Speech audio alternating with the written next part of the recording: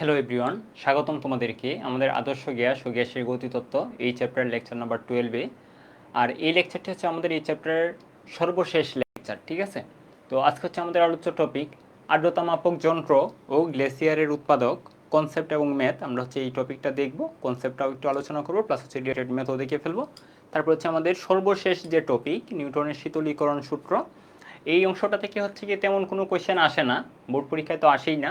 MCQ হচ্ছে গিয়ে আমি যদি চিন্তা করি তাইলেও হুটহাট যদি হচ্ছে গিয়ে কোনো এক সময় আসে, আর অ্যাডমিশন টেস্টেও তেমন আসে না। খুব সম্ভবত হচ্ছে গিয়ে কুয়েটে একটা কোয়েশ্চেন আসছিল। তো তারপর হচ্ছে আমরা এই টপিকটা একটু আর কি দেখে রাখবো, কনসেপ্টও দেখবো, প্লাস হচ্ছে রিলেটেড দুইটা ম্যাথও দেখবো, ঠিক আছে? তাহলে চলো আজকে আমরা হচ্ছে শুরু করি। তাহলে হচ্ছে গিয়ে আমাদের আর্দ্রতা মাপক যন্ত্র যেটা আসলে, তো আমরা অ্যাকচুয়ালি হচ্ছে গিয়ে আজকে যে টপিকটা পড়বো যে হচ্ছে সিক্ত ও শুষ্ক বাল্ব আর্দ্রতা মাপক যন্ত্র, এটা দিয়ে মেনলি হচ্ছে শিশিরাঙ্ক নির্ণয় করতে পারি। তো আমরা গত ক্লাসে পড়ছিলাম হচ্ছে গিয়ে শিশিরাঙ্ক যদি আমাদের জানা থাকে, আর শিশিরাঙ্কে যদি হচ্ছে আমাদের সম্পৃক্ত বায়ুর চাপটা জানা থাকে, তো সেই ক্ষেত্রে আমরা কিন্তু আপেক্ষিক আর্দ্রতাটা সহজে নির্ণয় করতে পারি, ঠিক আছে? তো সেই ক্ষেত্রে হচ্ছে গিয়ে আমরা এখানে এই বায়ুর আপেক্ষিক আর্দ্রতা যে পরিমাপ করব, এই ব্যাপারটা হচ্ছে কি আমরা শিশিরাঙ্ক পরিমাপ করে ফেলতে পারলেই কিন্তু ব্যাপারটা অনেকটা ইজি হয়ে যায়, ঠিক আছে? তো এই জন্য আমরা হচ্ছে কি মেইনলি এখানে চারটা যন্ত্র হচ্ছে গিয়ে দেওয়া আছে, যে কার্যপ্রণালীর উপর ভিত্তি করে এই যন্ত্রকে চারটি শ্রেণীতে ভাগ করা যায়। আমরা যে যন্ত্রটা দিয়ে আসলে হচ্ছে গিয়ে আর্দ্রতা পরিমাপ করব, এই যন্ত্রটা এমসিকিউর জন্য আসতে পারে, যে এটাকে আমরা হচ্ছে হাইগ্রোমিটার বলি, ঠিক আছে? হাইগ্রোমিটার এমসিকিউর জন্য জরুরি, ঠিক আছে?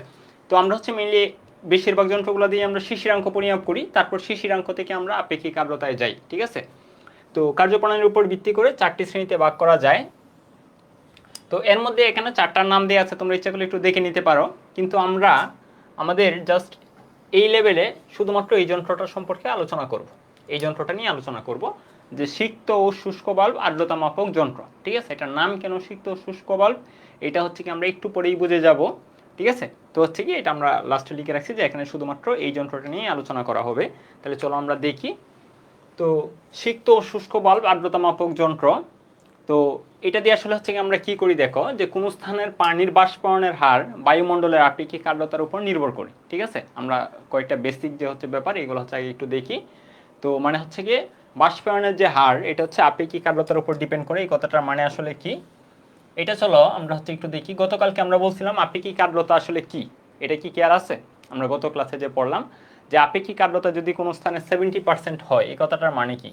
এই কথাটার মানে হচ্ছে গিয়ে বায়ুমণ্ডল যতটুকু জলীয় বাষ্প ধারণ করতে পারে, তার 70% এখন বায়ুতে বিদ্যমান, ঠিক আছে? ধর হচ্ছে যদি 100 গ্রাম জলীয় বাষ্প ধারণ করতে পারে, তাহলে 70 গ্রাম এখন আছে। তার মানে তার এখনো ডিমান্ড আছে হচ্ছে গিয়ে কি 30 গ্রাম।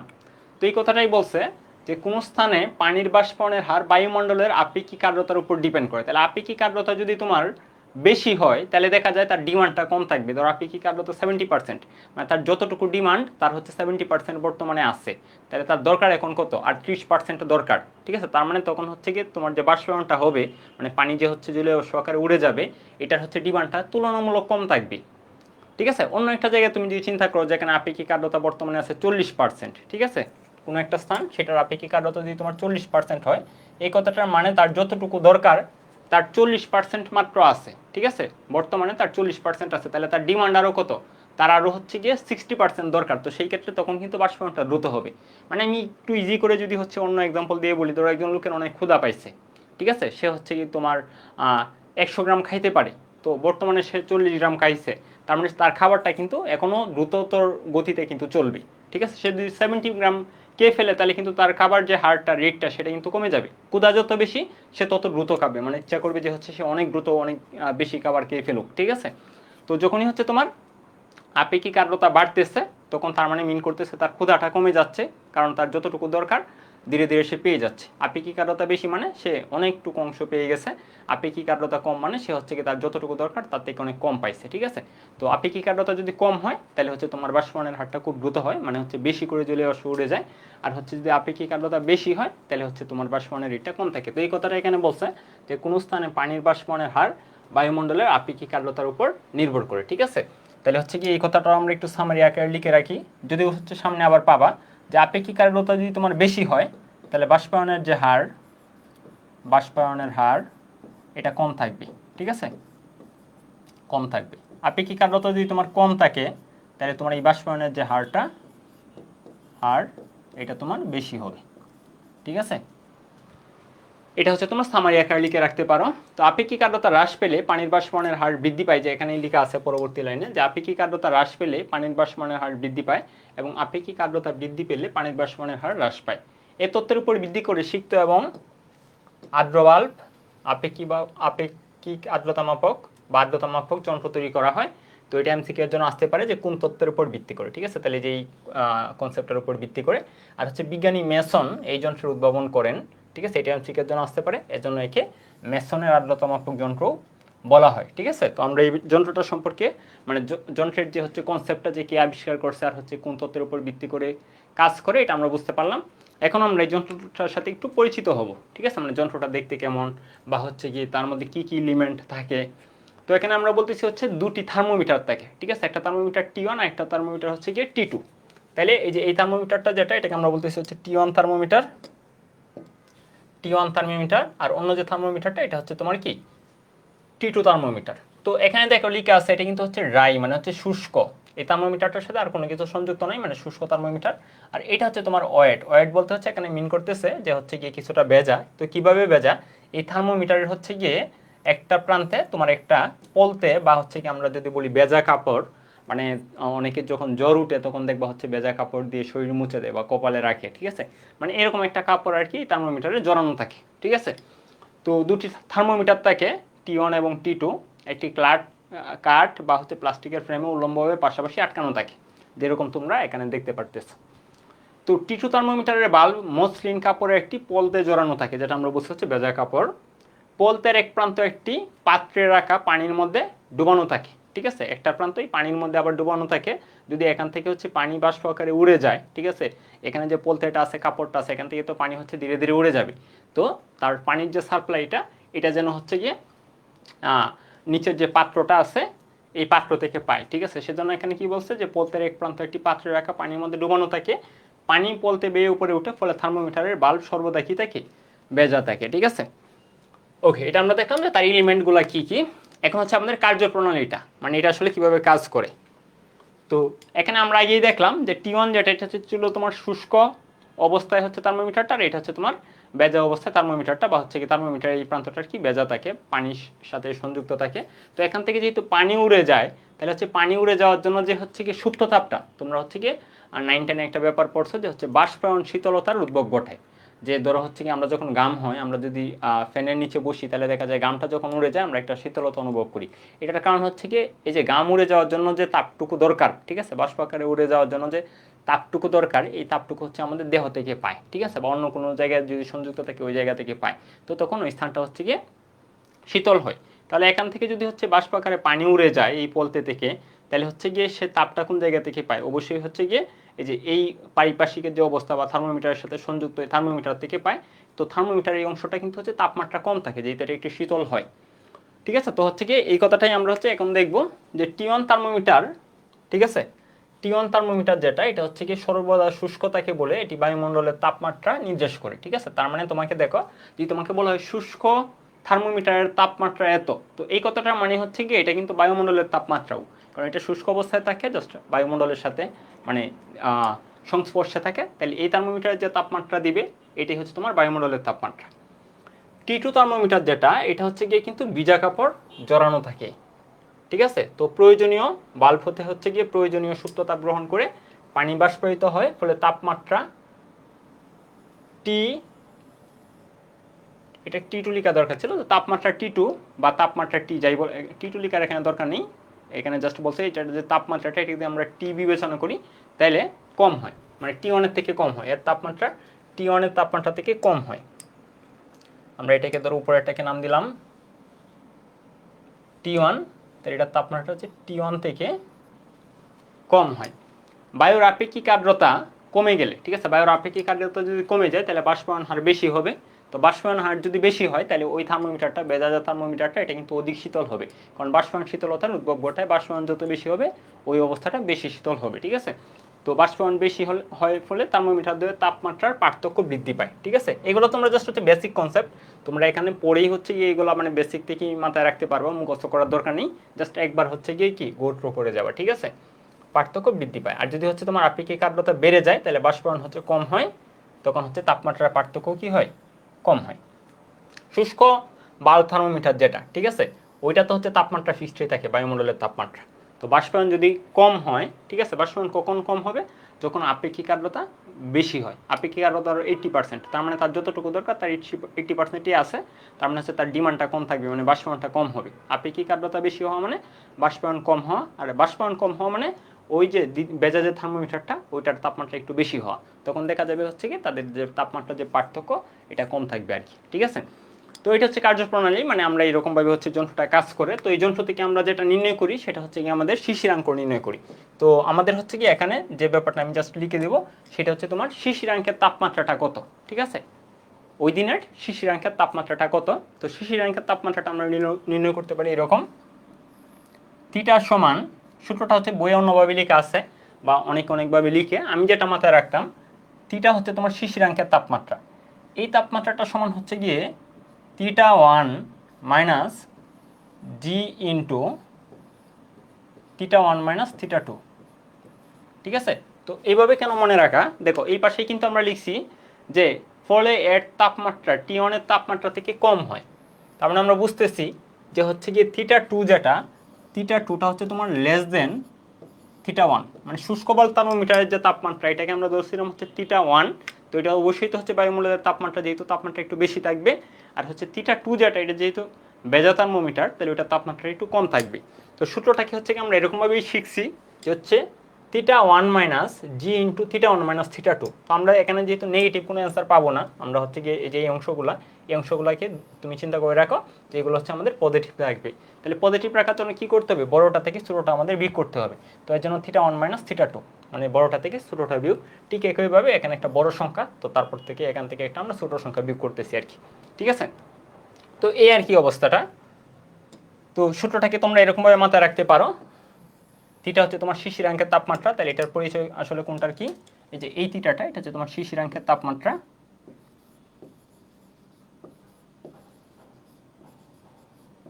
শিশিরাঙ্কের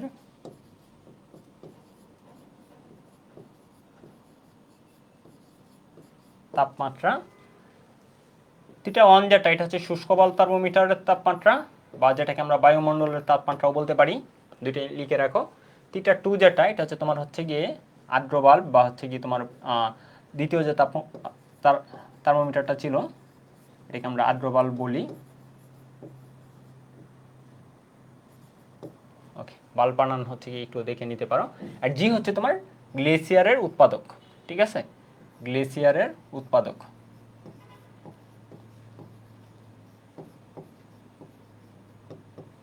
বা ধ্রুবকও আমরা বলি। তো এটা হচ্ছে গিয়ে একটা নির্দিষ্ট তাপমাত্রার জন্য কিন্তু এক এক রকম মান দেয়, ঠিক আছে। একটা নির্দিষ্ট তাপমাত্রার জন্য এই জি এর নির্দিষ্ট মান আছে। তবে এখানে হচ্ছে ভালো ব্যাপার, এই জি এর ভ্যালুগুলো তোমাদের মুখস্থ করতে হবে না, তোমার হচ্ছে রিটেন কোয়েশ্চেন আসুক অথবা এমসিকিউ কোয়েশ্চেন আসুক, এই জি এর ভ্যালুটা তোমার দেয়া থাকে, ঠিক আছে। এখন হচ্ছে যেহেতু আমরা এখানে 3 ধরনের তাপমাত্রা পাচ্ছি, দেখো এটা হচ্ছে শিশিরাঙ্কের তাপমাত্রা, এটা হচ্ছে তোমার শুষ্ক বল থার্মোমিটারের তাপমাত্রা, এটা হচ্ছে আর্দ্র বল থার্মোমিটারের তাপমাত্রা। তো এখন কোয়েশ্চেন হচ্ছে কি আমাদের এই জি এর ভ্যালুটা যে বসাবো, এই জি এর ভ্যালুটা কোন ভ্যালু বসাবো, ঠিক আছে। থিটা 1 এর ভ্যালু বসাবো, মানে যেহেতু আমরা বলছি যে এই জি এর ভ্যালুটা ভিন্ন ভিন্ন তাপমাত্রার জন্য ভিন্ন ভিন্ন মান হয়, ঠিক আছে। এটা ধ্রুবক, কিন্তু হচ্ছে একটা নির্দিষ্ট তাপমাত্রার জন্য ধ্রুবক। থিটা 1 এর জন্য হচ্ছে একটা মান হবে, থিটা 2 এর জন্য আমি যদি হচ্ছে থিটা 1 বিবেচনা করি, তাহলে ওই তাপমাত্রায় হচ্ছে জি এর মান যত, থিটা 2 তাপমাত্রায় কিন্তু হচ্ছে জি এর মান ভিন্ন হবে। তো আমাদের কোয়েশ্চেন হচ্ছে যে এখানে আমরা কোন মানটুকু বসাবো, এটা কিন্তু খুব গুরুত্বপূর্ণ ব্যাপার, কারণ হচ্ছে কি আমরা এটা যদি ভুল বসাই তাহলে কিন্তু হচ্ছে আমাদের সমস্যা হবে। তো এটা স্টার মার্ক দিয়ে মাথায় রাখো যে জি হচ্ছে গিয়ে তোমার থিটা 1 তাপমাত্রার ধ্রুবক, বা থিটা 1 তাপমাত্রায় গ্লেসিয়ার ধ্রুবক,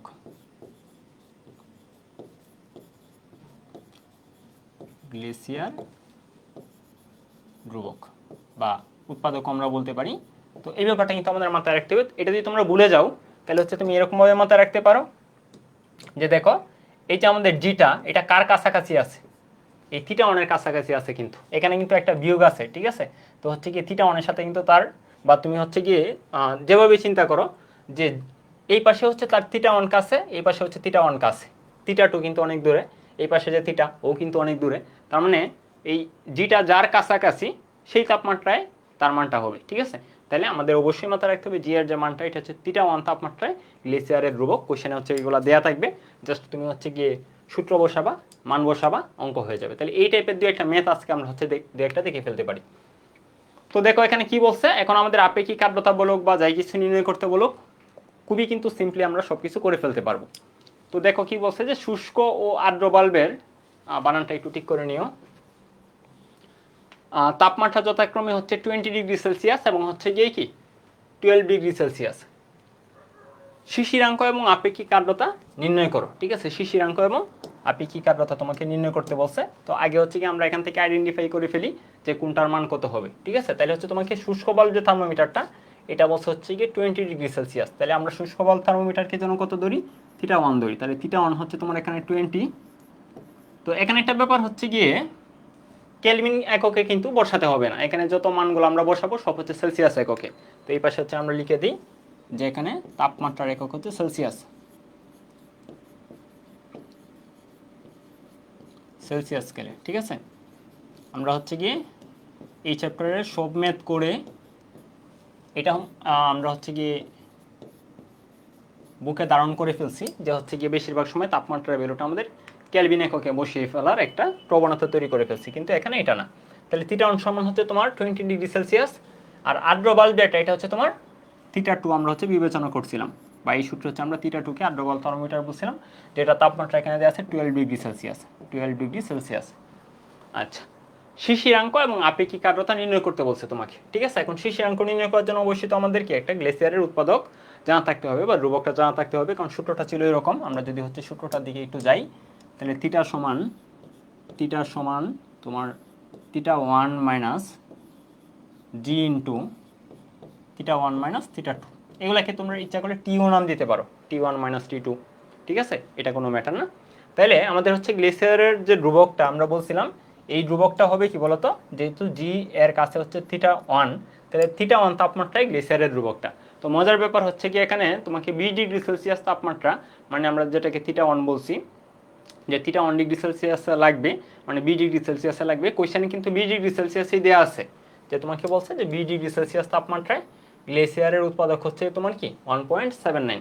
তো তোমাকে হচ্ছে যদি এখানে দুইটাই দেওয়া থাকতো, এখানে যেহেতু জাস্ট একটা ইনফরমেশন দেওয়া আছে আমাদের কিন্তু ভুল হবে না, কারণ আমরা হচ্ছে কি যেহেতু অন্য কোনো জি এর ভ্যালু দেওয়া নেই, একটা ভ্যালুই দেওয়া আছে, আমরা বুঝতেই পারবো যে হচ্ছে আসলে তাহলে এটাই জি এর মান। কিন্তু এই কোয়েশ্চেনে যদি হচ্ছে কি তোমার 20°C দেওয়া থাকতো আর 12°C দেওয়া থাকতো, তখন হয়তো আমরা হচ্ছে গিয়ে কনফিউজড হয়ে যেতাম, বা কিছুক্ষণ সময়ের জন্য হচ্ছে গিয়ে পাজলড হয়ে যেতাম যে আমরা কোনটা বসাবো। সেজন্য আর কি নোট আকারে আগের পাশে এটা বলে দেয়া যে θ1টা আমরা বসাবো, যদি দুইটাও দেওয়া থাকে আমরা হচ্ছে θ1এরটাই বসাবো, ঠিক আছে?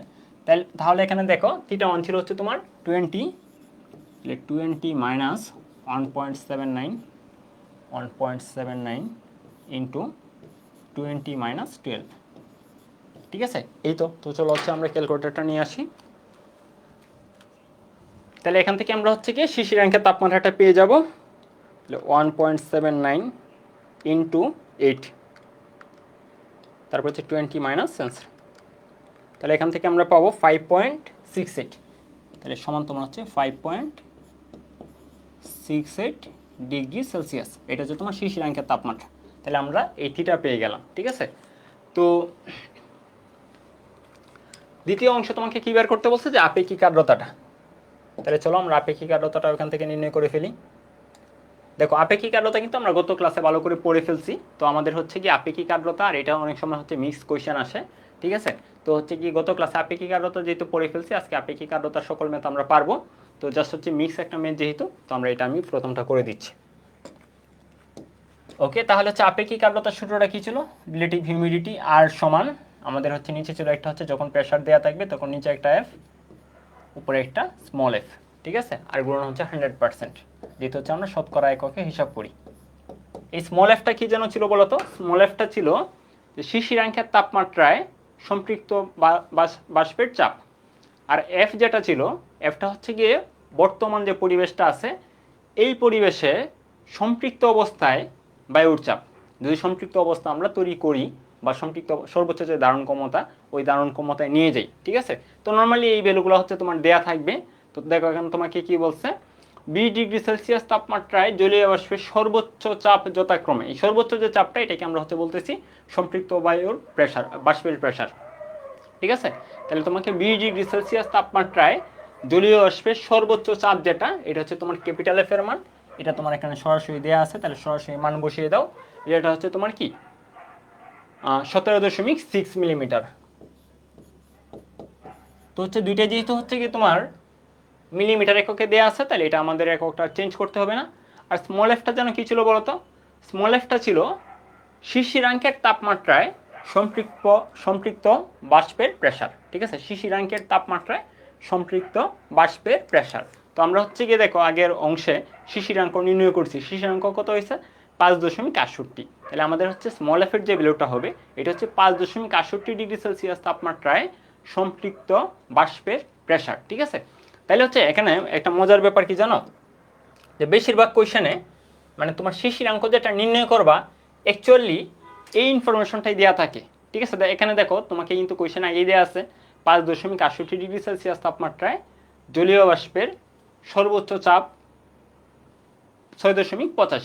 ঠিক আছে, তো এটা হচ্ছে একটা কৌশল, এরকম মানে অলওয়েজ যে দিয়ে দিবে এরকম কিন্তু নাও হইতে পারে, একটু এদিক সেদিকও দিতে পারে। ধরো হচ্ছে গিয়ে তোমার 5.68 দরকার, তোমাকে 5 আর 6 দিছে, তোমার 5.68টা দরকার, তাহলে তোমার হচ্ছে যে গতকালকে বলছিলাম যে উইকিক নিয়মে করে তুমি 5.68টা নির্ণয় করে নিবা। কিন্তু বেশিরভাগ সময় যদি একটা ভ্যালু দেওয়া থাকে যে 5.68 বা হচ্ছে 5.80, তো এই ভ্যালুটা অ্যাকচুয়ালি আসে শিশু র্যাঙ্কের ভ্যালুটাই দেওয়া থাকে। ঠিক আছে, মানে এখানে যে অন্য যদি জাস্ট একটা সিঙ্গেল তাপমাত্রায় তোমার সম্পৃক্ত বাষ্পের প্রেসারটা দেওয়া থাকে, এটা বেশিরভাগ সময়ই শিশিরাঙ্কের তাপমাত্রাটাই হয়। মানে যে এখানে আমরা দেখো যে শিশিরাঙ্ক নির্ণয় করছি 5.68 হয়েছে, এটাই কিন্তু দেওয়া ছিল।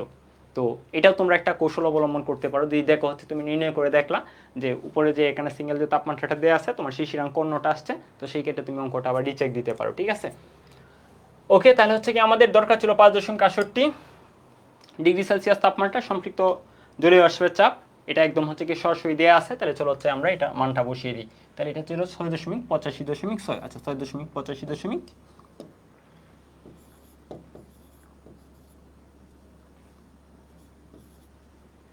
ওকে, ইন্টু 100%। তাহলে এখান থেকে আমরা ভ্যালুটা কত পাচ্ছি, 6.85 ভাগ হচ্ছে 17.6। তাহলে আপেক্ষিক আর্দ্রতা হচ্ছে আমাদের 38%। 38%। ঠিক আছে, তাহলে আমরা এই টাইপের ম্যাথ আশা করি করতে পারবো। তো এখানে হচ্ছে কি আরও দু একটা ম্যাথ আছে যেগুলো হচ্ছে তোমাদের বাসার কাছে হিসাবে থাকবে। তো তোমাদের এখান থেকে হচ্ছে কি আমি আরেকটা ব্যাপার এখানে নোট আকারে লিখে দিই, যে আমাদের এখানে গ্লেসিয়ারের যে উৎপাদকটা, এই উৎপাদকটা আসলে হচ্ছে কি তোমার θ1 তাপমাত্রায় কিন্তু সরাসরি দেওয়া থাকে, এগুলো কিন্তু তোমাদের মুখস্থ করতে হবে না। ঠিক আছে, ধরো এখানে হচ্ছে তোমার 20 ডিগ্রি সেলসিয়াসে দেওয়া ছিল যে 20 ডিগ্রি সেলসিয়াস তাপমাত্রায় জি এর মান কত, এটা কিন্তু দেওয়া ছিল সরাসরি। তো বেশিরভাগ সময়ই কিন্তু দেওয়া থাকে। তো আমরা হচ্ছে কি এই যে θ1 যেটা, এটা হচ্ছে শুষ্ক বল থার্মোমিটার, এটা হচ্ছে কি তোমার যে ধরুন রিটেন কোয়েশ্চেন আসুক, ক্যান্সি কোয়েশ্চেন আসুক, জি এর মান যেহেতু দেওয়া থাকবে, এটা নিয়ে আমাদের টেনশনের কোনো কিছু নেই। কিন্তু একটা ব্যাপার হচ্ছে গিয়ে যদি এই θ1টা ভগ্নাংশ হয়, ঠিক আছে, ধরো শুষ্ক বল থার্মোমিটারটা এরকম হয়েছে যে 20.5 ডিগ্রি সেলসিয়াস, তো সেই ক্ষেত্রে হচ্ছে কি আমাদের জি এর মানটা কীভাবে নির্ণয় করব, যদি দেওয়া থাকে কোয়েশ্চেনের সরাসরি তাহলে তো কথাই নেই। ঠিক আছে, ধরো হচ্ছে তোমার 20 ডিগ্রি সেলসিয়াসে দেওয়া আছে, আবার হচ্ছে তোমার 21 ডিগ্রি সেলসিয়াসে দেওয়া আছে, আর তুমি θ1 হচ্ছে পাইছো বা কোয়েশনে দেওয়া ছিল θ1 হচ্ছে 20.5 ডিগ্রি সেলসিয়াস। বুঝতেছো ব্যাপারটা, মানে হচ্ছে গিয়ে তোমার যদি সরাসরি 20.5 ডিগ্রি সেলসিয়াসে জি এর মান দেওয়া থাকে তাহলে তো আমার আর টেনশনের কোনো কারণ নেই। কিন্তু ধরো হচ্ছে কোয়েশনে দেওয়া আছে এই যে এই 20 ডিগ্রি সেলসিয়াসে জি এর মান দেওয়া আছে, 21 ডিগ্রি সেলসিয়াসে জি এর মান দেওয়া আছে, আর θ1 হচ্ছে তুমি পাইছো 20.5, তখন ওই যে আমরা গতকালকে পড়ছিলাম যে সম্পৃক্ত বাষ্পের যে প্রেসার যেরকম হচ্ছে গিয়ে ঐকিক নিয়মে করা হয়, এটা আমরা তখন ঐকিক নিয়মে আসলে নির্ণয় করতে পারবো বা হচ্ছে গিয়ে নির্ণয় করে বসাতে পারবো। যদি সরাসরি দেওয়া থাকে তাহলে তো কোনো কথাই নেই। ঠিক আছে, আমরা এক্সট্রা করে কোনো কাজই করতে হবে না। যদি দেওয়া না থাকে তখন আমরা হচ্ছে গিয়ে মিডিয়াম একটা তাপমাত্রা, মাঝামাঝি কোনো একটা তাপমাত্রায় জি এর মান প্রয়োজন হলে আমরা এর আগের এবং হচ্ছে পরের যে তাপমাত্রা তাদের হচ্ছে ঐকিক নিয়ম করে তারপর হচ্ছে আমরা ভ্যালুটা নির্ণয় করে বসাবো। ঠিক আছে, এখন হচ্ছে আমাদের যে গ্রিন যে লেখাগুলো এগুলো হচ্ছে তোমাদের বাসার কাজ, একদম সেম টু সেম ম্যাথ। ঠিক আছে, এটাও একদম হচ্ছে গিয়ে সেম টাইপের ম্যাথ, তো তোমরা এগুলো হচ্ছে নিজে করে ফেলবা। ঠিক আছে, তাহলে চলো আমরা এক্সট্রা একটা ম্যাথ দেখি এটা কি বলছে। তো এখানে হচ্ছে আমাদের একটা ভিন্ন টাইপের কোয়েশ্চেন, তো চলো এটা হচ্ছে আমি সলভ করে দিই। দেখো এখানে কোয়েশ্চেনটা কি বলছে, যে বছরের কোনো একদিন ভূপৃষ্ঠে বায়ুর যে তাপমাত্রা এটা হচ্ছে 28 ডিগ্রি সেলসিয়াস, পৃষ্ঠ হতে যে উচ্চতায় বায়ুর তাপমাত্রা শিশিরাঙ্কের সমান হয়, ঠিক আছে, সেই উচ্চতায় মেঘ সৃষ্টি হয়। তাহলে চলো এটা হচ্ছে আমরা একটু বক্স করে রাখি। আমরা হচ্ছে যখন কোয়েশ্চেনে এরকম ইম্পর্টেন্ট সেন্টেন্স পাবো বা হচ্ছে যে ভ্যালুগুলো পাবো, এগুলো হচ্ছে মার্ক করে রাখা হচ্ছে বেটার। এতে করে হচ্ছে আমরা কোন সূত্রটা প্রয়োগ করতে হবে বা কখন কোন মানটা বসাতে হবে বা মানগুলো খুঁজে পেতে ইজি হবে, এবং হচ্ছে সূত্র প্রয়োগ করাটাও একটু ইজি হয় আর কি। তো তোমাকে এখানে বলছে যে উচ্চতায় বায়ুর তাপমাত্রা শিশিরাঙ্কের সমান হয়, সে উচ্চতায় হচ্ছে তোমার মেঘ সৃষ্টি হয়। মানে মেঘ যেখানে সেখানে সৃষ্টি হয় না, যেখানে তাপমাত্রাটা শিশিরাঙ্কের সমান হবে সেখান থেকেই মেঘ জমা স্টার্ট হবে, ঠিক আছে। তো ভূপৃষ্ঠ থেকে প্রতি 100 মিটার উচ্চতা বৃদ্ধিতে তাপমাত্রা হচ্ছে 0.6 ডিগ্রি সেলসিয়াস হ্রাস পায়। তোমাকে বলছে 80% আপেক্ষিক আর্দ্রতায়, মানে হচ্ছে ভূপৃষ্ঠে যে আপেক্ষিক আর্দ্রতাটা ছিল সেটা হচ্ছে তোমার 80% ছিল। তো কত উচ্চতায় মেঘ সৃষ্টি হবে। আর আজকের দিনের যে তাপমাত্রাটা সেটা ছিল তোমার হচ্ছে গিয়ে 28 ডিগ্রি সেলসিয়াস। তো সেই ক্ষেত্রে হচ্ছে তোমার 28 ডিগ্রি সেলসিয়াস তাপমাত্রায় সম্পৃক্ত জলীয় বাষ্পের যে প্রেশারটা সেটা হচ্ছে তোমার দেয়া ছিল। তাহলে এখান থেকে চলো আমরা দেখি কি নির্ণয় করতে হবে। এই কোশ্চেনটা যেহেতু একটু ভিন্ন রকম, আমি তোমাদের হচ্ছে গিয়ে ডিটেলসে বলি যে আজকের দিনের তাপমাত্রা 28 ডিগ্রি সেলসিয়াস, আর 28 ডিগ্রি সেলসিয়াস হচ্ছে তোমার সম্পৃক্ত বায়ুর যে প্রেশারটা সেটা হচ্ছে তোমার দেয়া আছে। তো এখান থেকে অ্যাকচুয়ালি আমরা কি নির্ণয় করতে পারবো, যেহেতু আপেক্ষিক আর্দ্রতা দেওয়া ছিল, তো এখান থেকে ইচ্ছা করলে আমরা আজকের দিনে বাষ্পের যে প্রেশারটা বর্তমানে আছে সেটা আমরা নির্ণয় করতে পারবো, ঠিক আছে। একটা দেখো, একটা কিন্তু সর্বোচ্চ, ঠিক আছে, সর্বোচ্চ যে সে যত প্রেশার দিতে পারে এটা কিন্তু দেয়া আছে, ক্যাপিটাল এফ আর কি আমরা যেটাকে বলি, যে হচ্ছে গিয়ে তাপমাত্রায় সম্পৃক্ত জলীয় বাষ্পের চাপ, মানে ম্যাক্সিমাম যতটুকু দিতে পারে এটা হচ্ছে গিয়ে এই 28.35 × 10⁻³ কিন্তু বর্তমানে এটা দিচ্ছে না। বর্তমানে কত দিচ্ছে এটা আমরা কীভাবে নির্ণয় করতে পারি, আপেক্ষিক আর্দ্রতা থেকে। বর্তমানে দিচ্ছে এই যে 28.35-এর 80%, যেহেতু আপেক্ষিক আর্দ্রতা এখানে 80% দেওয়া আছে। তো আমরা ইচ্ছা করলে এখান থেকে নির্ণয় করতে পারি বর্তমানে কত দিচ্ছে, ঠিক আছে। তাহলে বর্তমানে যত দিচ্ছে, ঠিক আছে, এটা আগে চলো আগে নির্ণয় করে ফেলি, তারপরে আমরা পরবর্তী অংশে যাই, ঠিক আছে। তাহলে আপেক্ষিক আর্দ্রতা হচ্ছে কি আমরা R equal small F by capital F into 100%, ঠিক আছে। তো এটা ছিল তোমার 80%, তাহলে পার্সেন্ট পার্সেন্ট কাটা 80/100 সমান তোমার এফ বাই ক্যাপিটাল এফ। তোমরা ইচ্ছা করলে এখন কিন্তু এইগুলা আরও শর্টকাটেও করে ফেলতে পারো। মানে স্মল এফের মান কিন্তু ফাইনালি কত হবে, যে 28.35 ইন্টু 0.8, মানে খুবই সিম্পলি নির্ণয় করে ফেলতে পারবা। সেটা হচ্ছে তোমার 22.68 ইন্টু 10⁻³ মিটার মার্কারি চাপ, মার্কারি প্রেশার, ঠিক আছে। তার মানে বর্তমানে, ঠিক আছে, বর্তমানে যে তাপমাত্রাটা আছে 28 ডিগ্রি সেলসিয়াস তাপমাত্রা, বর্তমানে এই পরিবেশে বাষ্প এতটুকু প্রেশার দিচ্ছে। তো শিশিরাঙ্কে কখন যাবে বা শিশিরাঙ্ক আমরা যেন কীভাবে নির্ণয় করি, যে আমি তাপমাত্রা কমাতে কমাতে এরকম একটা অবস্থায় নিয়ে যাব যে বর্তমানে যে প্রেশারটা আছে, বর্তমানে বাষ্পের যে প্রেশারটা আছে, এই প্রেশারটা দ্বারাই বা এই প্রেশারটাই ওই তাপমাত্রায় তার ম্যাক্সিমাম প্রেশার বা হচ্ছে সম্পৃক্ত বাষ্পের প্রেশার, ঠিক আছে। তার মানে দেখো 28 ডিগ্রি সেলসিয়াস তাপমাত্রায় বর্তমানে প্রেশার দিচ্ছে 22.68, আমি তাপমাত্রা কমাবো, 27-এ যাবো, 26-এ যাবো, 25-এ যাবো, মানে আমি তাপমাত্রা একটু করে কমাবো আর দেখবো যে ওই তাপমাত্রায় ম্যাক্সিমাম প্রেশার কত হইতে পারে, ঠিক আছে। তো আমি যখন দেখবো একটা নির্দিষ্ট তাপমাত্রায় গিয়ে যখন দেখবো যে ওই তাপমাত্রায় ম্যাক্সিমাম প্রেশারে এরকম 22.68, তখনই আমি বুঝবো যে হচ্ছে ওই তাপমাত্রাটাই এখনের বর্তমান অবস্থার জন্য শিশিরাঙ্ক, ঠিক আছে। বর্তমান যে এনভায়রনমেন্টে আমরা আছি এই এনভায়রনমেন্টের জন্য শিশিরাঙ্কের মানটা হচ্ছে ওই তাপমাত্রাটাই। তাহলে দেখো আমরা হচ্ছে গিয়ে ধরো 25-এ গেলাম, গিয়ে একটা ভ্যালু পাইলাম, ঠিক আছে। ধরো এটা হচ্ছে গিয়ে আমাদের, তো এরকমভাবে যেরকম মুখে বলতেছি যে 27-এ গিয়ে টেস্ট করবো, 26-এ গিয়ে টেস্ট করবো, ঠিক আছে। মুখস্থ মান তো আর আমাদের দেওয়া থাকবে না, তো এরকমভাবে আমরা আসলে টেস্ট করতে পারবো না, কোশ্চেনেই কোনো একটা আইডিয়া দেওয়া থাকবে, ঠিক আছে। ধরো এখানে যেরকম দেওয়া আছে যে 24 ডিগ্রি সেলসিয়াস তাপমাত্রায় সম্পৃক্ত জলীয় বাষ্পের চাপ হচ্ছে 22.68, মানে যেটা হচ্ছে আমাদের একটু একটু করে কমিয়ে চেক করার দরকার ছিল, ঠিক আছে, বা মুখস্থ থাকার দরকার ছিল। মুখস্থ আমরা এগুলো একটাও করবো না, কারণ সবই কোশ্চেনে দেওয়া থাকবে, জাস্ট বোঝানোর জন্য আর কি বলতেছি। তো এটা হচ্ছে আমাদের আর এরকম চেক করতে হবে না, কোশ্চেনে সরাসরি ইনফরমেশনটা দেওয়া থাকবে, ঠিক আছে। তাহলে এখানে দেখো যে 24 ডিগ্রি সেলসিয়াস তাপমাত্রায় তোমাকে সম্পৃক্ত যে বাষ্পের যে প্রেশারটা সেটা দেওয়া আছে, যে ম্যাক্সিমাম যেটা সম্পৃক্ত যেহেতু বলছে তাহলে এটা হচ্ছে ম্যাক্সিমাম 22.68, আর বর্তমানে ছিল কত 22.68। তার মানে আমরা এখান থেকেই বুঝে গেলাম যে বর্তমানে আমরা যে পরিবেশে আছি এই পরিবেশের জন্য তোমার শিশিরাঙ্ক কত, শিশিরাঙ্ক হচ্ছে তোমার 24°C। তো এখান থেকে আমরা বুঝতে পারতেছি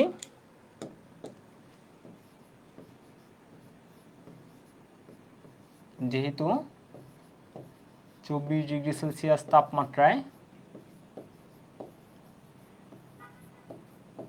তাপমাত্রায় সম্পৃক্ত বাষ্পের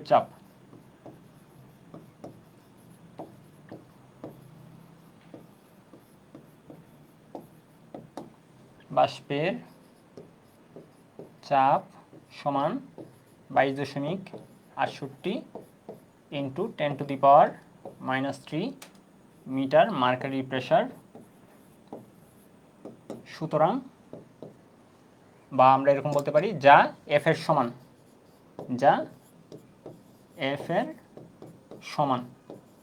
তাহলে দেখো এখান থেকে আমাদের সামারিতে কি আসা লাগবে, যে আমি তাপমাত্রা কমাতে কমাতে বা এরকম তাপমাত্রা পর্যবেক্ষণ করে করে এরকম তাপমাত্রায় যাব যে তাপমাত্রায় আমাদের সম্পৃক্ত বাষ্পের প্রেসারটা হবে আমাদের নির্ণয় করা এফ এর প্রেসারের সমান। ঠিক আছে, আমরা যে নির্ণয় করছি এফ এই যে 22.68 এটা সমান যখনই হবে বা যে তাপমাত্রায় হবে, ঠিক আছে, এটাই হচ্ছে আমাদের ওই দিনের শিশিরাঙ্ক। তাহলে আমরা এটা পাইছি কি 24°C। তো আমরা বলতে পারি সুতরাং শিশিরাঙ্ক আমাদের 24°C।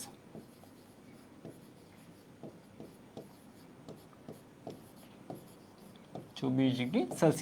ঠিক আছে, তো এখানে হচ্ছে আমরা তাহলে শিশিরাঙ্কটা নির্ণয় করে ফেললাম যে শিশিরাঙ্ক হচ্ছে তোমার 24°C। তো তোমার শিশিরাঙ্কের তাপমাত্রায় কিন্তু মেঘ জমতে সৃষ্টি হবে। তো তোমাকে এটা কিন্তু ফাইনালি বের করতে বলছিল যে ভূপৃষ্ঠ থেকে কত উচ্চতায় মেঘ সৃষ্টি হবে। ঠিক আছে, তো আমরা প্রতি 100 মিটার উচ্চতায় কিন্তু তোমার তাপমাত্রা হ্রাস পাইতো 0.6°C। তো যেহেতু আমাদের পরিবেশের তাপমাত্রা ছিল 28°C আর আমার হচ্ছে গিয়ে তাপমাত্রা কমে কমে কোথায় যাওয়া লাগবে 24°C যাওয়া লাগবে। তাহলে তুমি এখন ঐকিক নিয়মে করতে পারো যে কত উচ্চতায় উঠলে আমার এই তাপমাত্রাটা 24°C হবে। অ্যাকচুয়ালি এটা আমাদের নির্ণয় করতে হবে। তাহলে চলো আমরা ঐকিক নিয়মে করি। তুমি ইচ্ছা করলে এক লাইনও করে ফেলতে পারো অথবা ঐকিক নিয়মেও করতে পারো। তো আমরা যদি বলি এরকম যে হচ্ছে গিয়ে তোমার 0.6°C তাপমাত্রা কমে সমান 100 মিটারের জন্য, 100 মিটার উচ্চতার জন্য, উচ্চতা বা এইচ যেটাই বলো না কেন উচ্চতার জন্য। ঠিক আছে, তাহলে 0.6°C তাপমাত্রা কমে 100 মিটার উচ্চতার জন্য। তো আমার হচ্ছে তাপমাত্রা কতটুকু কমতে হবে, আমার তাপমাত্রা পরিবেশের তাপমাত্রা ছিল হচ্ছে তোমার 28°C। তো আমার আশা লাগবে হচ্ছে গিয়ে কত 24°C, মানে আমার 4°C তাপমাত্রা কমতে হবে। তাহলে এখন তুমি ঐকিক নিয়মে করলে জাস্ট আমরা আর ওই লাইন বাড়াচ্ছি না, তোমার ঐকিক নিয়মে করলে এরকম করা দরকার ছিল যে 1°C জন্য তাপমাত্রা কমে 100/0.6। তো আমরা এক লাইনে লিখে ফেলি যেহেতু জায়গা কম। তাহলে 4°C তোমার তাপমাত্রা কমে 100/0.6 গুণন 4 মিটার উচ্চতার জন্য।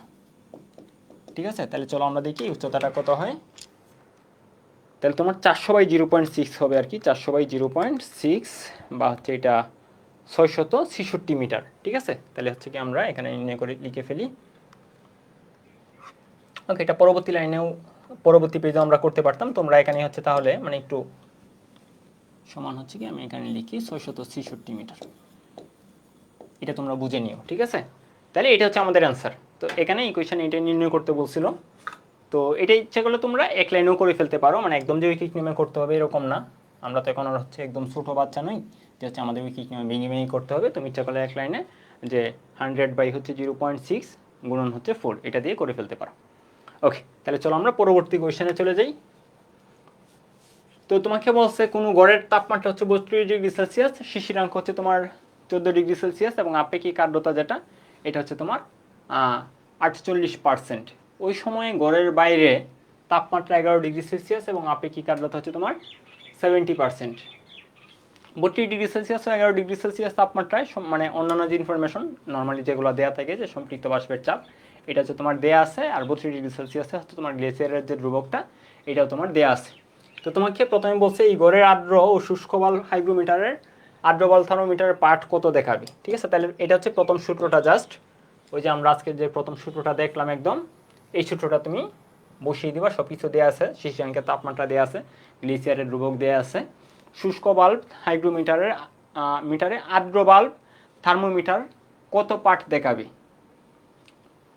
আচ্ছা, তাহলে তোমার আর্দ্রটা মানে থিটা টুটার আসলে এখানে নির্ণয় করতে বলছে আর্দ্র, ঠিক আছে, আর্দ্রটা তোমাকে নির্ণয় করতে বলছে, তো এটা নির্ণয় করে ফেলবা। বলছে যদি গড়ের একটি জ্বালানা খুলে দেওয়া হয় তবে জলীয় অশ্ব কোন দিকে চলাচল করবে, গাণিতিক বিশ্লেষণ সহ মন্তব্য করো। তাহলে এখানে তোমাদের জন্য আমি হচ্ছে অ্যান্সারটা নিয়ে আসছি, তো তোমরা হচ্ছে কি এটা নিজে করবা, এটা হচ্ছে তোমাদের বাসার কাজ। এটা হচ্ছে কি আমি তোমাদের একটু ধারণা দিয়ে দিই যে আসলে হচ্ছে গিয়ে বায়ুর প্রবাহটা কোন দিকে হবে। আমরা জানি অলওয়েজ বাতাস হচ্ছে গিয়ে কি উচ্চচাপ অঞ্চল থেকে নিম্নচাপের দিকে প্রবাহিত হয়। তো যেহেতু হচ্ছে কি আমাদের গড়ের ভিতরের আপেক্ষিক আর্দ্রতা দেওয়া আছে বা অন্যান্য ইনফরমেশনগুলো দেওয়া আছে, তাহলে হচ্ছে কি গড়ের ভিতরে বর্তমান হচ্ছে তোমার প্রেশার কত সেটা হচ্ছে কি আমরা নির্ণয় করে ফেলতে পারি, মানে স্মল এফটা আসলে নির্ণয় করে ফেলতে পারি।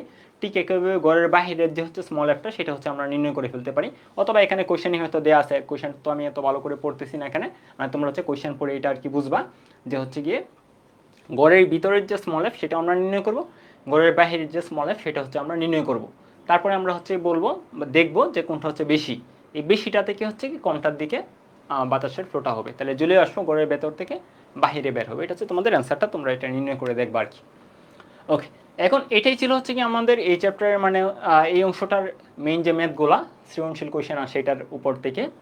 তো হচ্ছে গিয়ে আমরা এখন যেটা থিওরি টাইপের কিছু ব্যাপার দেখবো যেগুলো অনুধাবনমূলক কোয়েশ্চেন আসতে পারে, জ্ঞানমূলক কোয়েশ্চেন আসতে পারে, এমসিকিউ কোয়েশ্চেন আসতে পারে, যে আর্দ্রতা বিষয়ক কিছু ঘটনা আর কি। ইভেন হচ্ছে আমাদের বাস্তবিক জীবনেও কিন্তু এই ব্যাপারগুলো টার্মগুলো অনেক সময় আমরা ইউজ করি। তো আর্দ্রতা বিষয়ে কিছু ঘটনার মধ্যে আছে হচ্ছে তোমাদের প্রথমে কিছু নর্মাল টার্ম বা শব্দ, এগুলো হচ্ছে তোমাদের কোয়েশ্চেন তেমন আসে না, জাস্ট বোঝার জন্য বা হচ্ছে গিয়ে আগ্রহের জন্য আর কি। তাহলে দেখো প্রথমে হচ্ছে শিশির। তো শিশির আসলে কিভাবে জমে। তো শীতকালে হচ্ছে আমরা শিশির দেখতে পাই যে আমাদের চারপাশে শিশির জমতে শুরু করছে বা কুয়াশা সৃষ্টি হয়। তো এই ব্যাপারটা হচ্ছে এরকম যে শীতকালে যখন হচ্ছে দিনের তাপমাত্রা বেশি থাকে, ঠিক আছে, তখন হচ্ছে গিয়ে কি বলতো জলীয় বাষ্পের যে ডিমান্ড, ঠিক আছে, এই ডিমান্ডটা কিন্তু বেশি থাকে, কারণ আমরা জানি যে পরিবেশের তাপমাত্রা বেশি থাকলে বায়ুর যে হচ্ছে জলীয় বাষ্প ধারণ ক্ষমতা সেটা কিন্তু বাড়ে। তো জলীয় বাষ্প ধারণ ক্ষমতা যেহেতু বাড়ে, ঠিক আছে, তো তখন কি হয় যে আশেপাশে যে নদী নালা কালবিল এখান থেকে হচ্ছে তোমার পানি বাষ্প আকারে উড়ে যায়। শীতকালে কিন্তু আপেক্ষিক আর্দ্রতাটাও কম থাকে। তো আপেক্ষিক আর্দ্রতা কম থাকা মানে হচ্ছে কি তার যতটুকু প্রয়োজন, ঠিক আছে, যতটুকু বাষ্প প্রয়োজন তার থেকে কিন্তু তুলনায় তার অনেক কম থাকে বাষ্প। তখন কি হয় তার এই ডিমান্ডের জন্য চারপাশ থেকে সে কি করে যে পানি বাষ্প আকারে উড়িয়ে নিয়ে যায়। এটা হচ্ছে দিনের পরিবেশটা, ঠিক আছে। এখন রাতে যখন তাপমাত্রা অনেক পরিমাণ হ্রাস পায়, ঠিক আছে, তাপমাত্রা যখন হ্রাস পায় তখন তার তাপমাত্রা হ্রাস পেলে যেন কী হয় বলতো জলীয় বাষ্প ধারণ ক্ষমতা কমে। তো দিনে তো হচ্ছে গিয়ে সে জলীয় বাষ্প অনেকটুকু নিয়ে নিছে, ধর হচ্ছে তার দিনে 100 গ্রাম দরকার ছিল সে 80 গ্রাম নিয়ে নিছে, ঠিক আছে। এখন হচ্ছে গিয়ে রাতে যখন তাপমাত্রা কমে যাচ্ছে, তো আমরা জানি যে তাপমাত্রা কমলে তার ধারণ ক্ষমতাটা কমে যায়, তখন রাতে মনে হয় তার ডিমান্ড মনে করো হচ্ছে গিয়ে 60 গ্রাম আছে, তখন এই যে দিনে যে সে 80 গ্রাম নিয়ে নিছিল, তো রাতে তো তার প্রয়োজন মাত্র হচ্ছে 60 গ্রাম, তার মানে আরও 20 গ্রাম কী হয়ে যাবে জমতে শুরু করবে, ঠিক আছে। এখন হচ্ছে গিয়ে এটা কি হয় যে আমরা শিশির মেনলি হচ্ছে গিয়ে ছোটো যে লতা দুর্বা ঘাস এগুলোর উপর দেখতে পাই, তখন মেনলি হচ্ছে গিয়ে এই অংশগুলোতে বেশি শিশির আর কি জমে। এই কারণে কারণ হচ্ছে কি এর যে হচ্ছে গিয়ে তাপ মানে হিট যে হচ্ছে গিয়ে মানে ছেড়ে দেওয়ার প্রবণতা বা হচ্ছে শীতল হওয়ার প্রবণতাটা, এই প্রবণতাটা এই দুর্বা ঘাসগুলোর জন্য বেশি হয়। তো যে কারণে হচ্ছে কি ওইখানে তার যে বায়ু সংলগ্ন মানে হচ্ছে কি দুর্বা ঘাস লতা পাতা, ঠিক আছে, এইগুলোর চারপাশের যে বায়ুটা এই বায়ুটা অধিক শীতল হয়, তো ওইখানে হচ্ছে শিশিরটা বেশি জমে, ঠিক আছে। তো এটা গেল হচ্ছে প্রথম ঘটনা। দ্বিতীয়ত হচ্ছে কুয়াশা। কুয়াশা হচ্ছে সেমভাবে যেটা আমরা বলছি যে হচ্ছে কি তাপমাত্রা যখন বেশি কমে যায় তখন দেখা যায় ওই যে ওই দিনের যে হচ্ছে কি বাষ্পটা এটাই কুয়াশা আকারে আর কি জমতে থাকে, জলকণা তৈরি হয়, ঠিক আছে। আর কুয়াশাটা যখন অনেক বেশি হয় যে আমরা তখন চারপাশে কোনো কিছু দেখতে পাই না, সেটাকে আমরা হচ্ছে বলতেছি কুজ্জটিকা, ঠিক আছে, মানে এটা নতুন কোনো আসলে টার্ম না। তো আমরা এই দুইটা বুঝলাম, এগুলো তোমরা বই থেকে আবার আর কি পড়বা। মেঘ, মেঘ যে সৃষ্টি হয় এটা কিন্তু সেম ঘটনায় যে একটু আগে আমরা দেখলাম যে হচ্ছে গিয়ে আকাশ থেকে মানে ভূমি থেকে কত উচ্চতায় মেঘ সৃষ্টি হবে। মেঘের ব্যাপারটাও সেম, ধরো হচ্ছে কি আমাদের যে ভূমি সংলগ্ন অবস্থা ভূপৃষ্ঠ সংলগ্ন যে অবস্থাটা এখানে কিন্তু তোমার তাপমাত্রা বেশি থাকে। তো তাপমাত্রা বেশি থাকার ফলে কিন্তু এখানে জলীয় বাষ্প ধারণ ক্ষমতা বেশি থাকে, তো তখন পানি বেশি বাষ্পীভূত হয়, ঠিক আছে। তো যতই আমরা উপরের দিকে উঠি তখনই তো তাপমাত্রা কমে। তো তাপমাত্রা কমার ফলে ওইখানে কিন্তু তোমার ডিমান্ডটা কম থাকে, তখন এই যে পরিমাণ বাষ্প হয়ে উড়ে গেছিলো এটাই তখন কি হয়ে যায় মানে তোমার সম্পৃক্ত হয়ে যায় এবং হচ্ছে গিয়ে এই যে ভূপৃষ্ঠে যেটাকে আমরা কুয়াশা বলছিলাম এটাকে তখন হচ্ছে আমরা বলতেছি কি মেঘ। আর মেঘের কণাগুলা যখন হচ্ছে গিয়ে অনেকগুলা একত্রিত হয় তখন হচ্ছে ফুটা আকার ধারণ করে, ঠিক আছে। ফুটা আকার ধারণ করলে তখন সেটা হচ্ছে কি আর বায়ুমণ্ডল তাকে ধরে রাখতে পারে না, যেহেতু একটু বেশি ভারী হয়ে যায়, তখন হচ্ছে এটা অভিকর্ষের টানে নিচে নেমে আসে, এটাকে আমরা বলতেছি হচ্ছে তোমার কি বৃষ্টি। শিলা হচ্ছে সেম ঘটনাই, বৃষ্টির যে ফুটা এই ফুটাটা যদি আরও কম তাপমাত্রায় চলে যায়, ঠিক আছে, তাপমাত্রা যদি আরও কম হয়, ঠিক আছে, ধরো ভূপৃষ্ঠ থেকে অনেক উচ্চতায়, ভূপৃষ্ঠ থেকে আমরা যত উপরে উঠি তাপমাত্রা কিন্তু তত কমতে থাকে, তখন হচ্ছে গিয়ে ওই বৃষ্টির ফুটাগুলো তখন শিলা আকার ধারণ করে আর কি। তো কৃত্রিম বৃষ্টিপাতটা হচ্ছে গিয়ে মোটামুটি অনেকটা এরকমই, ধরো অনেক সময় আকাশে মেঘ উঠতেছে আমরা দেখতেছি কিন্তু বৃষ্টি হচ্ছে না। তো উন্নত দেশগুলো বিশেষ করে দুবাইয়ে তো নর্মালি বৃষ্টিপাত হয় না, তো তারা কিন্তু হচ্ছে কি রিসেন্ট তোমরা শুনতে পারো যে কৃত্রিম বৃষ্টিপাত ঘটাইছে। এই কৃত্রিম বৃষ্টিপাতের ব্যাপারটা হচ্ছে এরকম যে মেঘ হচ্ছে ধরো হালকা মেঘ আকাশে উঠতেছে কিন্তু বৃষ্টি হচ্ছে না, বৃষ্টি হওয়ার জন্য কি লাগবে, এই মেঘের যে কণাগুলো এগুলো যদি হচ্ছে গিয়ে ফুটা আকার ধারণ করে, পানির ফুটা আকার ধারণ করে বা কিছুটা বাড়ি হয় তখনই কিন্তু অভিকর্ষের টানে নিচে পড়বে। তখন ওই যে মেঘ যে উঠতেছিল হালকা মেঘ এগুলোর উপর হচ্ছে সিলভার আয়োডাইড, সম্ভবত সিলভার আয়োডাইড, হ্যাঁ সিলভার আয়োডাইডই হওয়ার কথা। তো এটা হচ্ছে তোমরা একটু চেক করে নিও যে কি, আমার হচ্ছে যতদূর মনে আছে সিলভার আয়োডাইডের হচ্ছে যদি ফেলে লবণ ফেলে তখন দেখা যায় হচ্ছে যে মেঘ, যে এই মেঘ হচ্ছে গিয়ে কি কিছুটা বাড়ি হয় তখন এটাই বৃষ্টিপাত আকারে নিচে নেমে আসে, এটাকে আমরা বলতেছি কৃত্রিম বৃষ্টিপাত, ঠিক আছে। তো এই এখানে যে হচ্ছে আগে যে আমরা দেখলাম এগুলো জাস্ট একটা শব্দ, আর এখন আমরা যেগুলো দেখবো এগুলো হচ্ছে আমাদের কিন্তু অনুধাবনমূলক কোশ্চেনে আসতে পারে। আমি জাস্ট হচ্ছে কি একটু করে এক সেন্টেন্সে বলে যাব, বাকিটা হচ্ছে তোমরা বই থেকে সুন্দর করে পড়ে ফেলবা। যে বর্ষাকাল অপেক্ষা শীতকালে ভিজা কাপড় দ্রুত শুকায়, ঠিক আছে। এটার কারণ কি, কারণ বর্ষাকালে হচ্ছে অ্যাকচুয়ালি তোমার আপেক্ষিক যে আর্দ্রতাটা, এই আপেক্ষিক আর্দ্রতাটা তোমার বেশি থাকে, হ্যাঁ বেশি থাকে, আর শীতকালে যে আপেক্ষিক আর্দ্রতাটা এটা তোমার কম থাকে, ঠিক আছে। তো শীতকালে যদি আপেক্ষিক আর্দ্রতা কম থাকে তখন দেখা যাবে তার কিন্তু মানে যতটুকু জ্বলে আসা দরকার পরিবেশের তার থেকে অনেক কম আছে, তখন দেখা যাবে সে হচ্ছে গিয়ে ওই এনভায়রনমেন্ট থেকে, পরিবেশ থেকে যত পরিমাণ সম্ভব, ঠিক আছে, তত পানি বাষ্পাকারে সে উড়িয়ে নিয়ে যায়। তো শীতকালে যেহেতু হচ্ছে আমাদের আপেক্ষিক আর্দ্রতা কম তখন বাষ্পনের হারটা হয় বেশি, তখন আমাদের ভিজা কাপড় থেকে ওই পানিটা পরিবেশ খুব দ্রুত হচ্ছে গিয়ে কি টেনে নেয়, বাষ্পাকারে টেনে নেয়। এই কারণে হচ্ছে তোমার শীতকালে ভিজা কাপড়টা খুব দ্রুত শুকায়, আর বর্ষাকালে এটা আসলে হয় না, ঠিক আছে।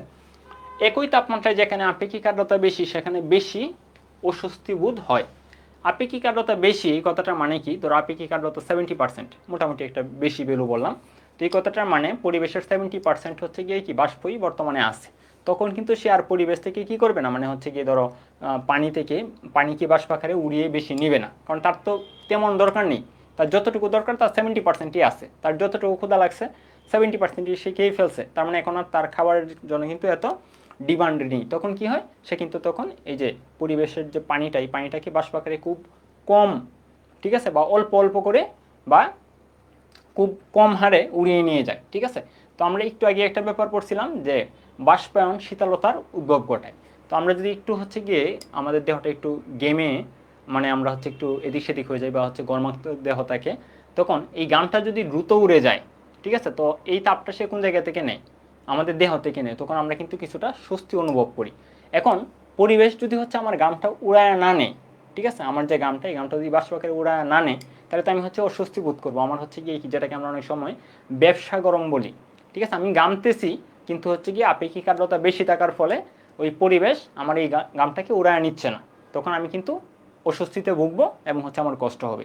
আর আমার পরিবেশের তাপমাত্রাটা হচ্ছে গিয়ে সেমও যদি থাকতো কিন্তু আপেক্ষিক আর্দ্রতা যদি আমার কম থাকতো, ধরো আপেক্ষিক আর্দ্রতা তোমার 40%, তখন মিন করতেছে আমার গামটা দ্রুত হারে উড়ে যাবে, কারণ তার যতটুকু দরকার, যতটুকু ক্ষুধা লাগছে তার 40% সে খাইছে, মানে এখনও খাবারের তার অনেক ডিমান্ড আছে, তখন সে আমার গামটা খুব দ্রুত সে উড়ায় নিয়ে যাবে।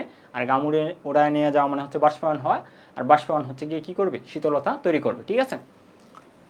তো এই ব্যাপারগুলো এরকমভাবে আর কি মাথায় রাখতে পারো যে তাপমাত্রা সেম হলেও আর কি, তাপমাত্রা সেম হলেও আপেক্ষিক আর্দ্রতা বেশি হলে সেখানে অস্বস্তি বোধ বেশি হয়। তো আমরা সামনে একটা ব্যাপার দেখবো যে কোন আপেক্ষিক আর্দ্রতাটা মোটামুটি আরামদায়ক। ওকে, শীতকালে টুট মুখ ফাটে, শরীর চরচর করে, একটু আগে আমরা দেখলাম যে শীতকালে ভিজা কাপড় দ্রুত শুকায়, এটা কিন্তু আমাদের একটা সুবিধা যে ভিজা কাপড় থেকে যত পানি সে হচ্ছে বাষ্পাকারে খুব দ্রুত টেনে নিয়ে যায়। এখন শুধুমাত্র হচ্ছে কাপড় থেকে যে পানি নেয় এরকম কিন্তু না, আমাদের হচ্ছে গিয়ে নদী নালা কালবিল বড় সব জায়গা থেকে, প্লাস হচ্ছে আমাদের যে দেহের যে কোমল অংশ এই কোমল অংশগুলো থেকেও সে কিন্তু হচ্ছে গিয়ে পানি টেনে নিয়ে যায়। তো হচ্ছে গিয়ে আমাদের টুট মুখ এগুলো কিন্তু হচ্ছে কিছুটা আর্দ্র থাকলে আমাদের ভালো লাগে।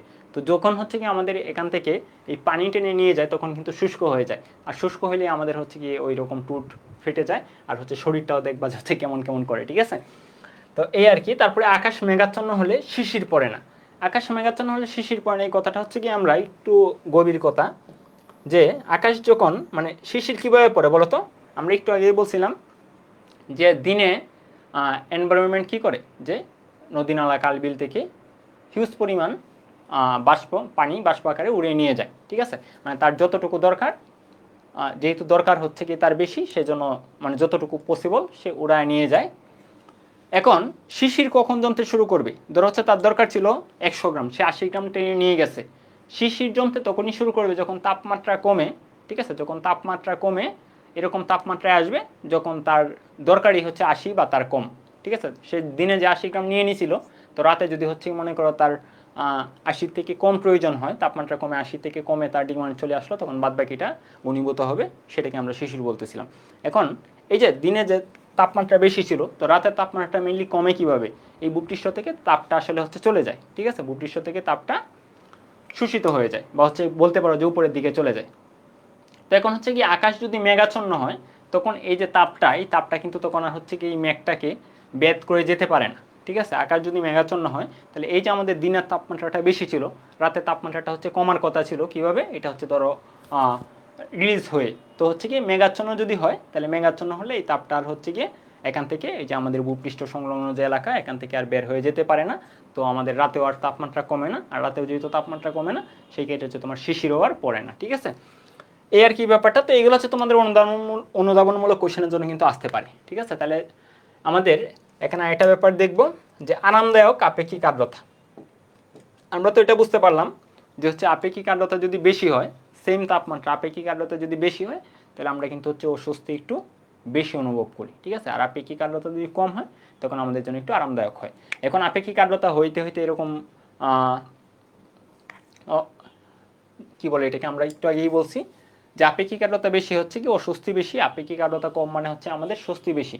এখন ধরো হচ্ছে আপেক্ষিক আর্দ্রতা কমতে কমতে এত কমে গেল যে হচ্ছে তখন কিন্তু আর আমাদের স্বস্তিটা আর থাকবে না, কারণ একটু আগেই বলছি যে শীতকালে হচ্ছে আপেক্ষিক আর্দ্রতা কম থাকে, সেই কারণে আমাদের হচ্ছে ত্বক ফেটে যায়। তো তার মানে আর আরামদায়ক অবস্থা থাকলো কোথায়।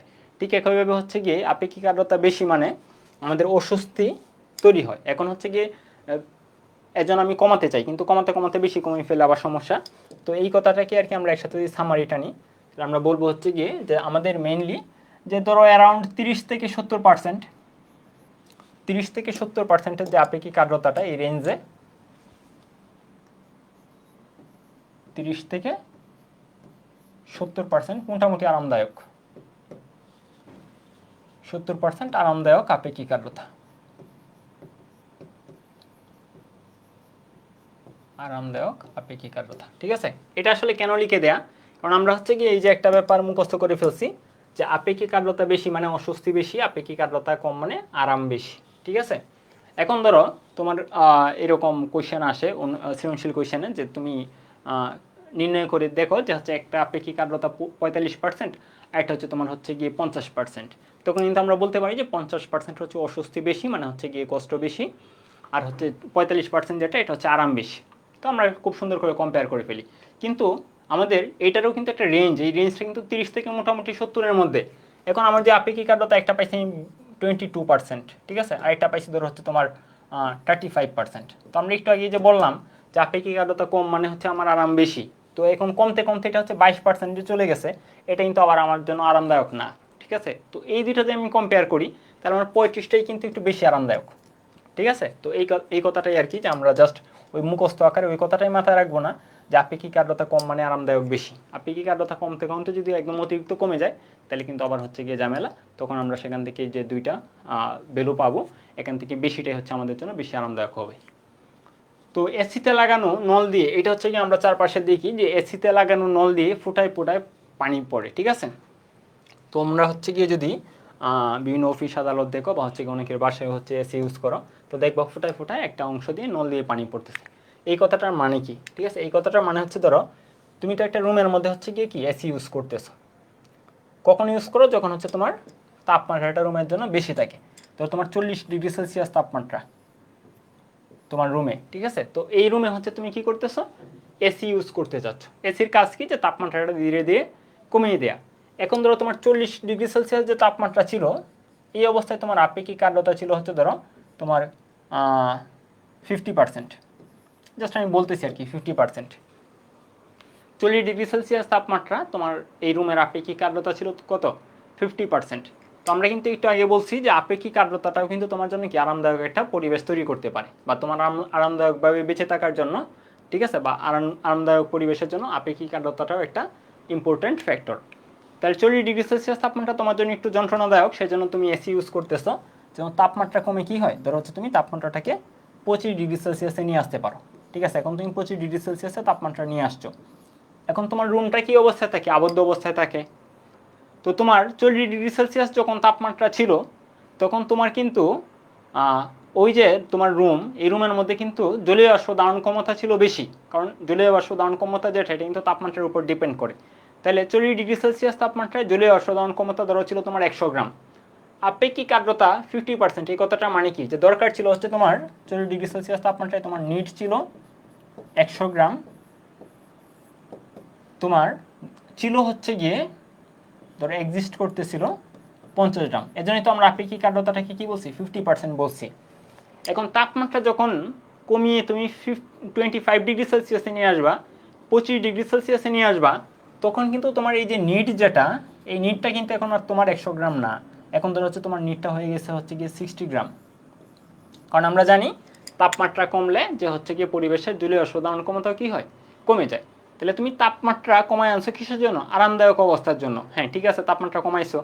এখন এই তাপমাত্রা কমার সাথে সাথে তোমার জলীয় বাষ্পের যে ধারণ ক্ষমতাটা বা নিট যেটা, সেটাও কিন্তু তোমার কমে গেছে। এটা কততে চলে আসছে, 60 গ্রামে চলে আসছে। আর এখন আবদ্ধ রুম, যেহেতু রুমে আগে ছিল তোমার কত, 50 গ্রাম, 50 গ্রাম ছিল। আবদ্ধ রুম যেহেতু, তাহলে এখান থেকে কি কোনো জলীয় বাষ্প বের হয়ে যেতে পারছে, বের হয়ে কিন্তু যেতে পারে নাই। তাহলে বর্তমানে এখন তোমার এক্সিস্ট করতেছে কত বলো তো, এখনো কিন্তু 50 গ্রামই এক্সিস্ট করতেছে, ঠিক আছে। তাহলে এখন আমি যদি হিসাব করি যে আমি আরামদায়ক পরিবেশের জন্য তাপমাত্রা কমাইছি, ভালো কথা, কিন্তু এখানে দেখো আপেক্ষিক আর্দ্রতা কিন্তু অনেক বেড়ে গেছে। কারণ আপেক্ষিক আর্দ্রতা ছিল আসে বাই লাগে, তাহলে আসে এখন 50, লাগ তো হচ্ছে গিয়ে কি, ধরো হচ্ছে এখন নিট হচ্ছে তোমার 60 যেটা আমরা লিখছি, তাহলে এখন আপেক্ষিক আর্দ্রতা হয়ে গেছে কত, 83%। ঠিক আছে ব্যাপারটা, এখানে আপেক্ষিক আর্দ্রতা তোমার কত ছিল, ছিল 50%। আর এখন আমি তাপমাত্রা শুধুমাত্র যদি কমাই, শুধুমাত্র যদি আমি তাপমাত্রা কমাই, তাহলে দেখা যাবে আমাদের আপেক্ষিক আর্দ্রতা যেটা, এটা কিন্তু অনেক বেড়ে গেছে বা বেড়ে যাবে নর্মালি, ঠিক আছে।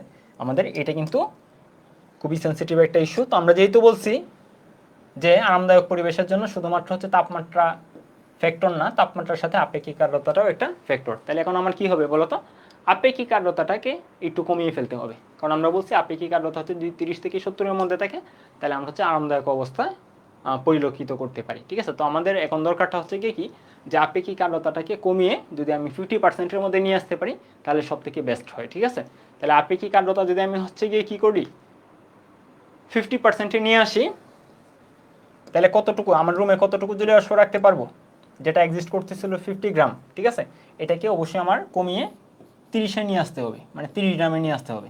কারণ বর্তমানে ডিমান্ড 60 গ্রাম, আমার আপেক্ষিক আর্দ্রতা 50% রাখতে চাইলে এখন আমার ডিমান্ডটা করতে হবে কত, 30 গ্রামে, ঠিক আছে ব্যাপারটা। তাহলে তো আপেক্ষিক আর্দ্রতা 50% হবে, তার মানে ওই যে এক্সিস্ট করতেছিল 30 গ্রাম, সরি 50 গ্রাম, তো এখান থেকে 30 গ্রামে নিয়ে আসতে হলে আমার কিছুটা জলীয় বাষ্প এখান থেকে বের করে দিতে হবে, ঠিক আছে। তাহলে এই যে বের করে দেওয়া জলীয় বাষ্পটা, এটাই ফোটায় ফোটায় নল দিয়ে আসলে পড়ে, যেটা আসলে আমরা দেখতে পাই। আর এখানে যে আমি যে ভ্যালুগুলো বলছি, যে হচ্ছে কি 40°C তাপমাত্রায় নিট তোমার 100 গ্রাম, 25°C তোমার নিট হচ্ছে 60 গ্রাম, এটা জাস্ট হচ্ছে তোমাদের বোঝানোর জন্য, জাস্ট র্যান্ডমলি আমি সংখ্যাগুলো বলছি। তোমার নিট এখানে 100 গ্রামই হবে বা 60 গ্রামই হবে, এটা কোনো কথা না, ঠিক আছে।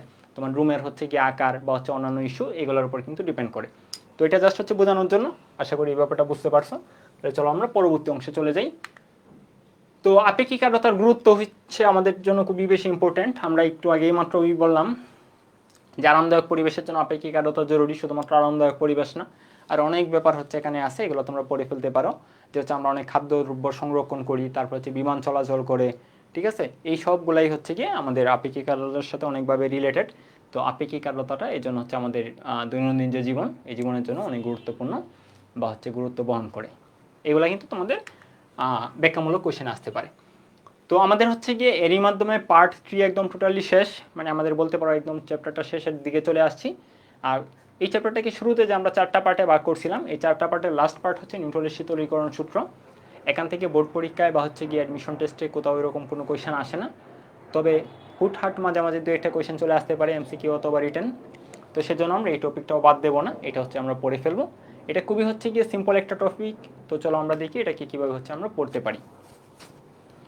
ওকে, তাহলে দেখো যে কোনো বস্তুর তাপ হারানোর হার, নিউটনের শীতলীকরণ সূত্রটা আসলে কি সেটা চলো আমরা একটু দেখে ফেলি। যে কোনো বস্তুর তাপ হারানোর হার,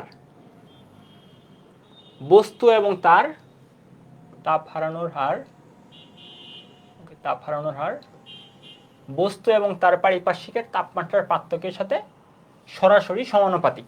এই কথাটার মানে কি? ধরো হচ্ছে গিয়ে আমি এক কাপ চা হচ্ছে গিয়ে গরম করে চা একটা গ্লাসে রেখে আমি হচ্ছে ধরো রেস্ট নিচ্ছি, তাহলে এই চাটা কি ধীরে ধীরে ঠান্ডা হয় না? ঠান্ডা হয় কথাটা মানে কি? এই যে এখানে আমাদের চায়ের যে কাপও কিন্তু হচ্ছে গিয়ে কি একটা নির্দিষ্ট তাপমাত্রায় ছিল, ধরো হচ্ছে 80 ডিগ্রি সেলসিয়াস ছিল, 80 ডিগ্রি সেলসিয়াস ছিল। আর এই চায়ের মধ্যে যে পানি বা অন্যান্য উপাদান ছিল, ঠিক আছে, সেইগুলো কিন্তু তোমার 80 ডিগ্রি সেলসিয়াস তাপমাত্রায় ছিল। তার মানে আমরা এখানে দেখতেছি যে এই পরিবেশের মধ্যে একটা এলিমেন্ট, ঠিক আছে, যার তাপমাত্রা হচ্ছে 80 ডিগ্রি সেলসিয়াস, আর হচ্ছে গিয়ে পরিবেশ যেটা, ওইটা তো 80 ডিগ্রি সেলসিয়াসে যায় না, সেটা হচ্ছে ধরো তোমার 30-35 ডিগ্রি সেলসিয়াস। তাহলে কি হবে? ওই চায়ের কাপ ধীরে ধীরে তাপ হারাবে। কোথায়? এই পরিবেশে। এখন এই পরিবেশে যে তাপ হারাবে, এই তাপ হারানোর যে হারটা, ঠিক আছে, প্রতি একক সময়ে বা সময়ের সাথে যে হচ্ছে কি তাপ হারানোর হারটা, এটা ডিপেন্ড করতেছে তোমার ওই যে বস্তু তাপ হারাচ্ছে এর তাপমাত্রা, এবং যেখানে সে হচ্ছে গিয়ে ধরো এনভায়রনমেন্টে সে তাপ হারাচ্ছে, তাহলে ওই তাপমাত্রা, এনভায়রনমেন্টের তাপমাত্রা, এই দুইটার তাপমাত্রার পার্থক্যের সমানুপাতিক।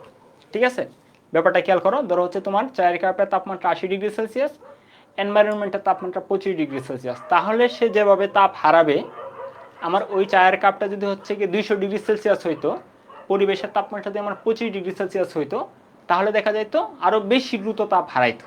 মানে তাদের যে পার্থক্য, তাপমাত্রার যে পার্থক্য, এজন্যই মূলত হচ্ছে গিয়ে কি এই তাপমাত্রার পার্থক্যের উপরেই মূলত হচ্ছে ডিপেন্ড করতেছে সে কত দ্রুত তাপ হারাবে বা হচ্ছে গিয়ে কত ধীরে তাপ হারাবে। ঠিক আছে ব্যাপারটা? ওকে, দেখো তাহলে হচ্ছে এখানে কি বলছে, দেখো যে কোনো বস্তুর তাপ হারানোর হার, ঠিক আছে, তাপ হারানোর হার বলতে একক সময় বা সময়ের সাথে, ঠিক আছে, সময়ের সাথে তাপ হারের হার তার পারিপার্শ্বিকের তাপমাত্রার পার্থক্যের সাথে সরাসরি সমানুপাতিক। তাহলে এই কথাটাকে আমরা এরকমভাবে বলতে পারি যে ডিকিউ বাই ডিটি বা ডিডিটি অফ ডিকিউ, ঠিক আছে, মানে হচ্ছে কি এটাকে আমরা বলতেছি তাপ বর্জনের হার বা তাপ হারানোর হার। ধরো ডিকিউ পরিমাণ তাপ হারাইছে টি সময়ে, তো এটাকে যদি আমি খুব ক্ষুদ্র সময় বিবেচনা করি, তাহলে আমরা হচ্ছে ডিফারেন্সিয়েটার কি বলতেছি, তো এইটা সমানুপাতিক তোমার ওই যে ডেল টি আর কি, যেটা তোমার আমি এখানে পার্থক্য যেটা বলতেছি, এটাকে আমি বলি হচ্ছে অবজেক্টের তাপমাত্রা মাইনাস এনভায়রনমেন্টের তাপমাত্রা। কারণ এখানে আমি ইচ্ছা করলে ডেল্টা থিটা বলতে পারতাম, ডেল্টা থিটা এর জন্যই বলি নাই, কারণ ডি কিউ যেটা, এটা সূত্রটা হচ্ছে এম এস ডেল্টা থিটা, তো ওই ক্ষেত্রেও কিন্তু হচ্ছে একটা ডেল্টা থিটা চলে আসে। তো হচ্ছে গিয়ে আমাদের এই এক্সপেরিমেন্টটা যদি এরকমভাবে করি, তো যেহেতু একটা সমানুপাতিক ধ্রুবক আছে, মানে সমানুপাতিক সাইন আছে, তো আমরা একটা সমানুপাতিক ধ্রুবক নিয়ে আসতে পারি। তো ইচ্ছা করলে এটাকে আমরা এরকমভাবে লিখতে পারি,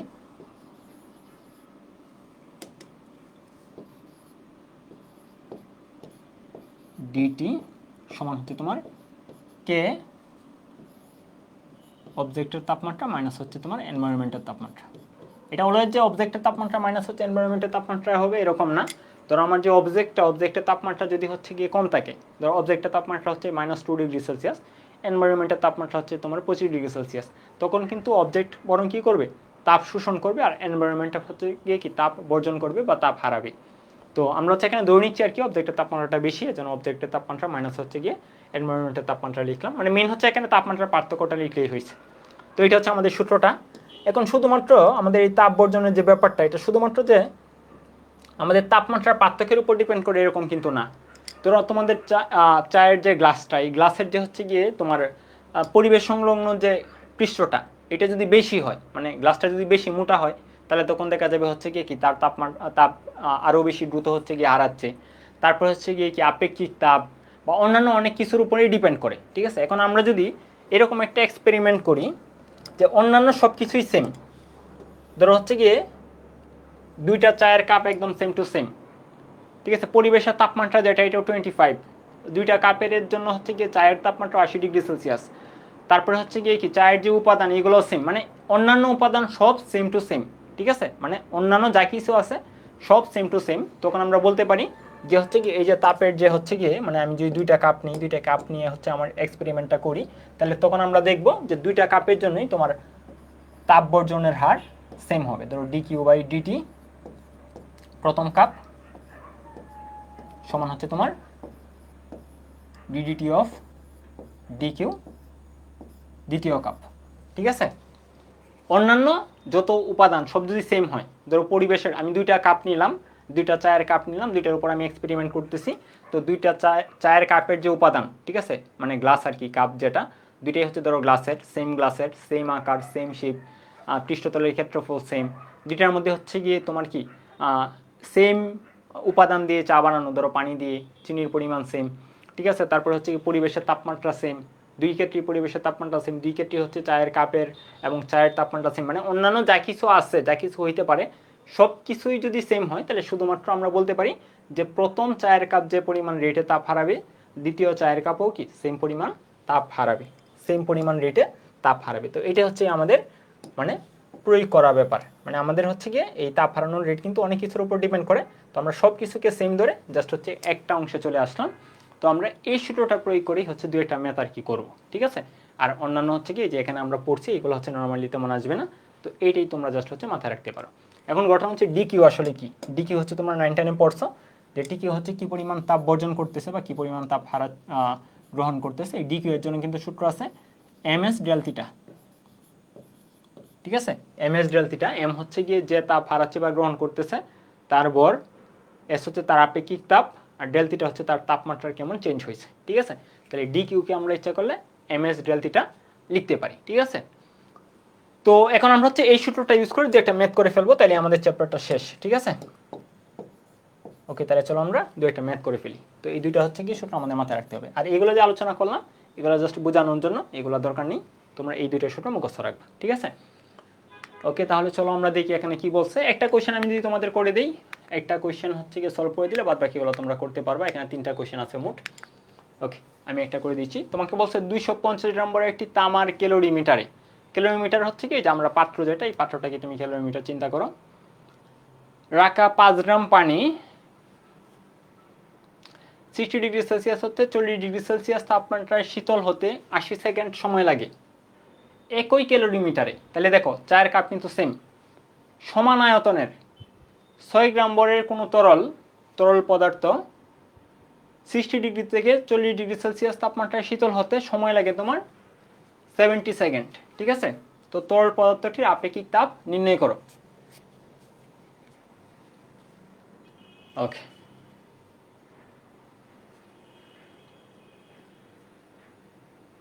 আচ্ছা, তাহলে দেখো এই পাশে যে আমরা বলছিলাম যে চায়ের যে উপাদানটাও একদম হচ্ছে দুইটাই পানি হওয়া লাগবে এরকম না, মানে হচ্ছে অন্যান্য সব উপাদান সেম, তবে হচ্ছে কি ধরো এখানে এই পাত্রে এই কাপে একটা তরল, এই কাপে হচ্ছে অন্য একটা তরল, তো তরল যাই কিছু হোক না কেন, দুইটা তরল যদি ভিন্ন রকমও হয় কোনো ম্যাটার না, তাদের হচ্ছে কি তাপ হারানোর বা তাপ বর্জনের যে রেটটা এটা সমান হবে, ঠিক আছে। তো এটা একটু তোমরা হচ্ছে গিয়ে করে নাও। তাহলে চলো আমরা এখন দেখি আমরা যে সূত্রটা বলছিলাম যে ডিডিটি অফ কিউ, এটাকে আমরা ধরো হচ্ছে গিয়ে কিউ ওয়ান দিলাম, মানে প্রথমটার জন্য দিলাম। ওকে, আমরা পুরাটাকেই হচ্ছে গিয়ে এই পাশে পুরাটাকেই ওয়ান ধরলাম, আর এই পাশে হচ্ছে পুরাটাকে আমরা টু ধরলাম বা ড্যাশ ধরলাম, ঠিক আছে, ড্যাশ ধরলাম, দুইটা হচ্ছে দুই তরলের জন্য। তাহলে এখন হচ্ছে গিয়ে এই যে আমাদের ডি কিউ, যেটা ডি কিউ এর সূত্রটা ছিল এমএস ডেল থিটা। তো এখন দেখো আমরা ডি কিউ যখন লিখবো তখন কিন্তু শুধুমাত্র ক্যালোরিমিটার বা শুধুমাত্র হচ্ছে কি তরলের জন্য কিন্তু আমাদের তাপ বর্জন হবে না, দুইজনের জন্যই কিন্তু তাপ বর্জন হবে। ধরো তোমার চায়ের যে কাপ ছিল শুধুমাত্র কিন্তু চা ঠান্ডা হয় নাই, চায়ের কাপ যেটা এটাও কিন্তু ঠান্ডা হয়ে গেছিলো, ঠিক আছে। তাহলে এখন আমাদের যেটা করতে হবে যে ডি কিউ এর জায়গায় লিখবো যে তোমার ক্যালোরিমিটার যেটা, এই ক্যালোরিমিটারের ভর, ক্যালোরিমিটার আপেক্ষিক তাপ, ক্যালোরিমিটারের তাপমাত্রার পার্থক্য, ঠিক আছে। এগুলাকে ধরো স্মল আকারে যেগুলাকে আমরা লিখছি, এটাকে ধরো আমরা ক্যালোরিমিটারের জন্য লিখলাম। এটা হচ্ছে ক্যালোরিমিটার কর্তৃক বর্জিত তাপ, ঠিক আছে। প্লাস হচ্ছে কি আমাদের তরল যেটা, তরলও কিন্তু হচ্ছে তোমার কি করবে, তাপ বর্জন করবে। তো তরলের জন্য আমরা হচ্ছে এটাকে ক্যাপিটাল লিখতেছি। তুমি ইচ্ছা করলে এটাকে সি দিতে পারো, এসসি দিতে পারো, মানে ক্যালোরিমিটারের জন্য সি দিতে পারো।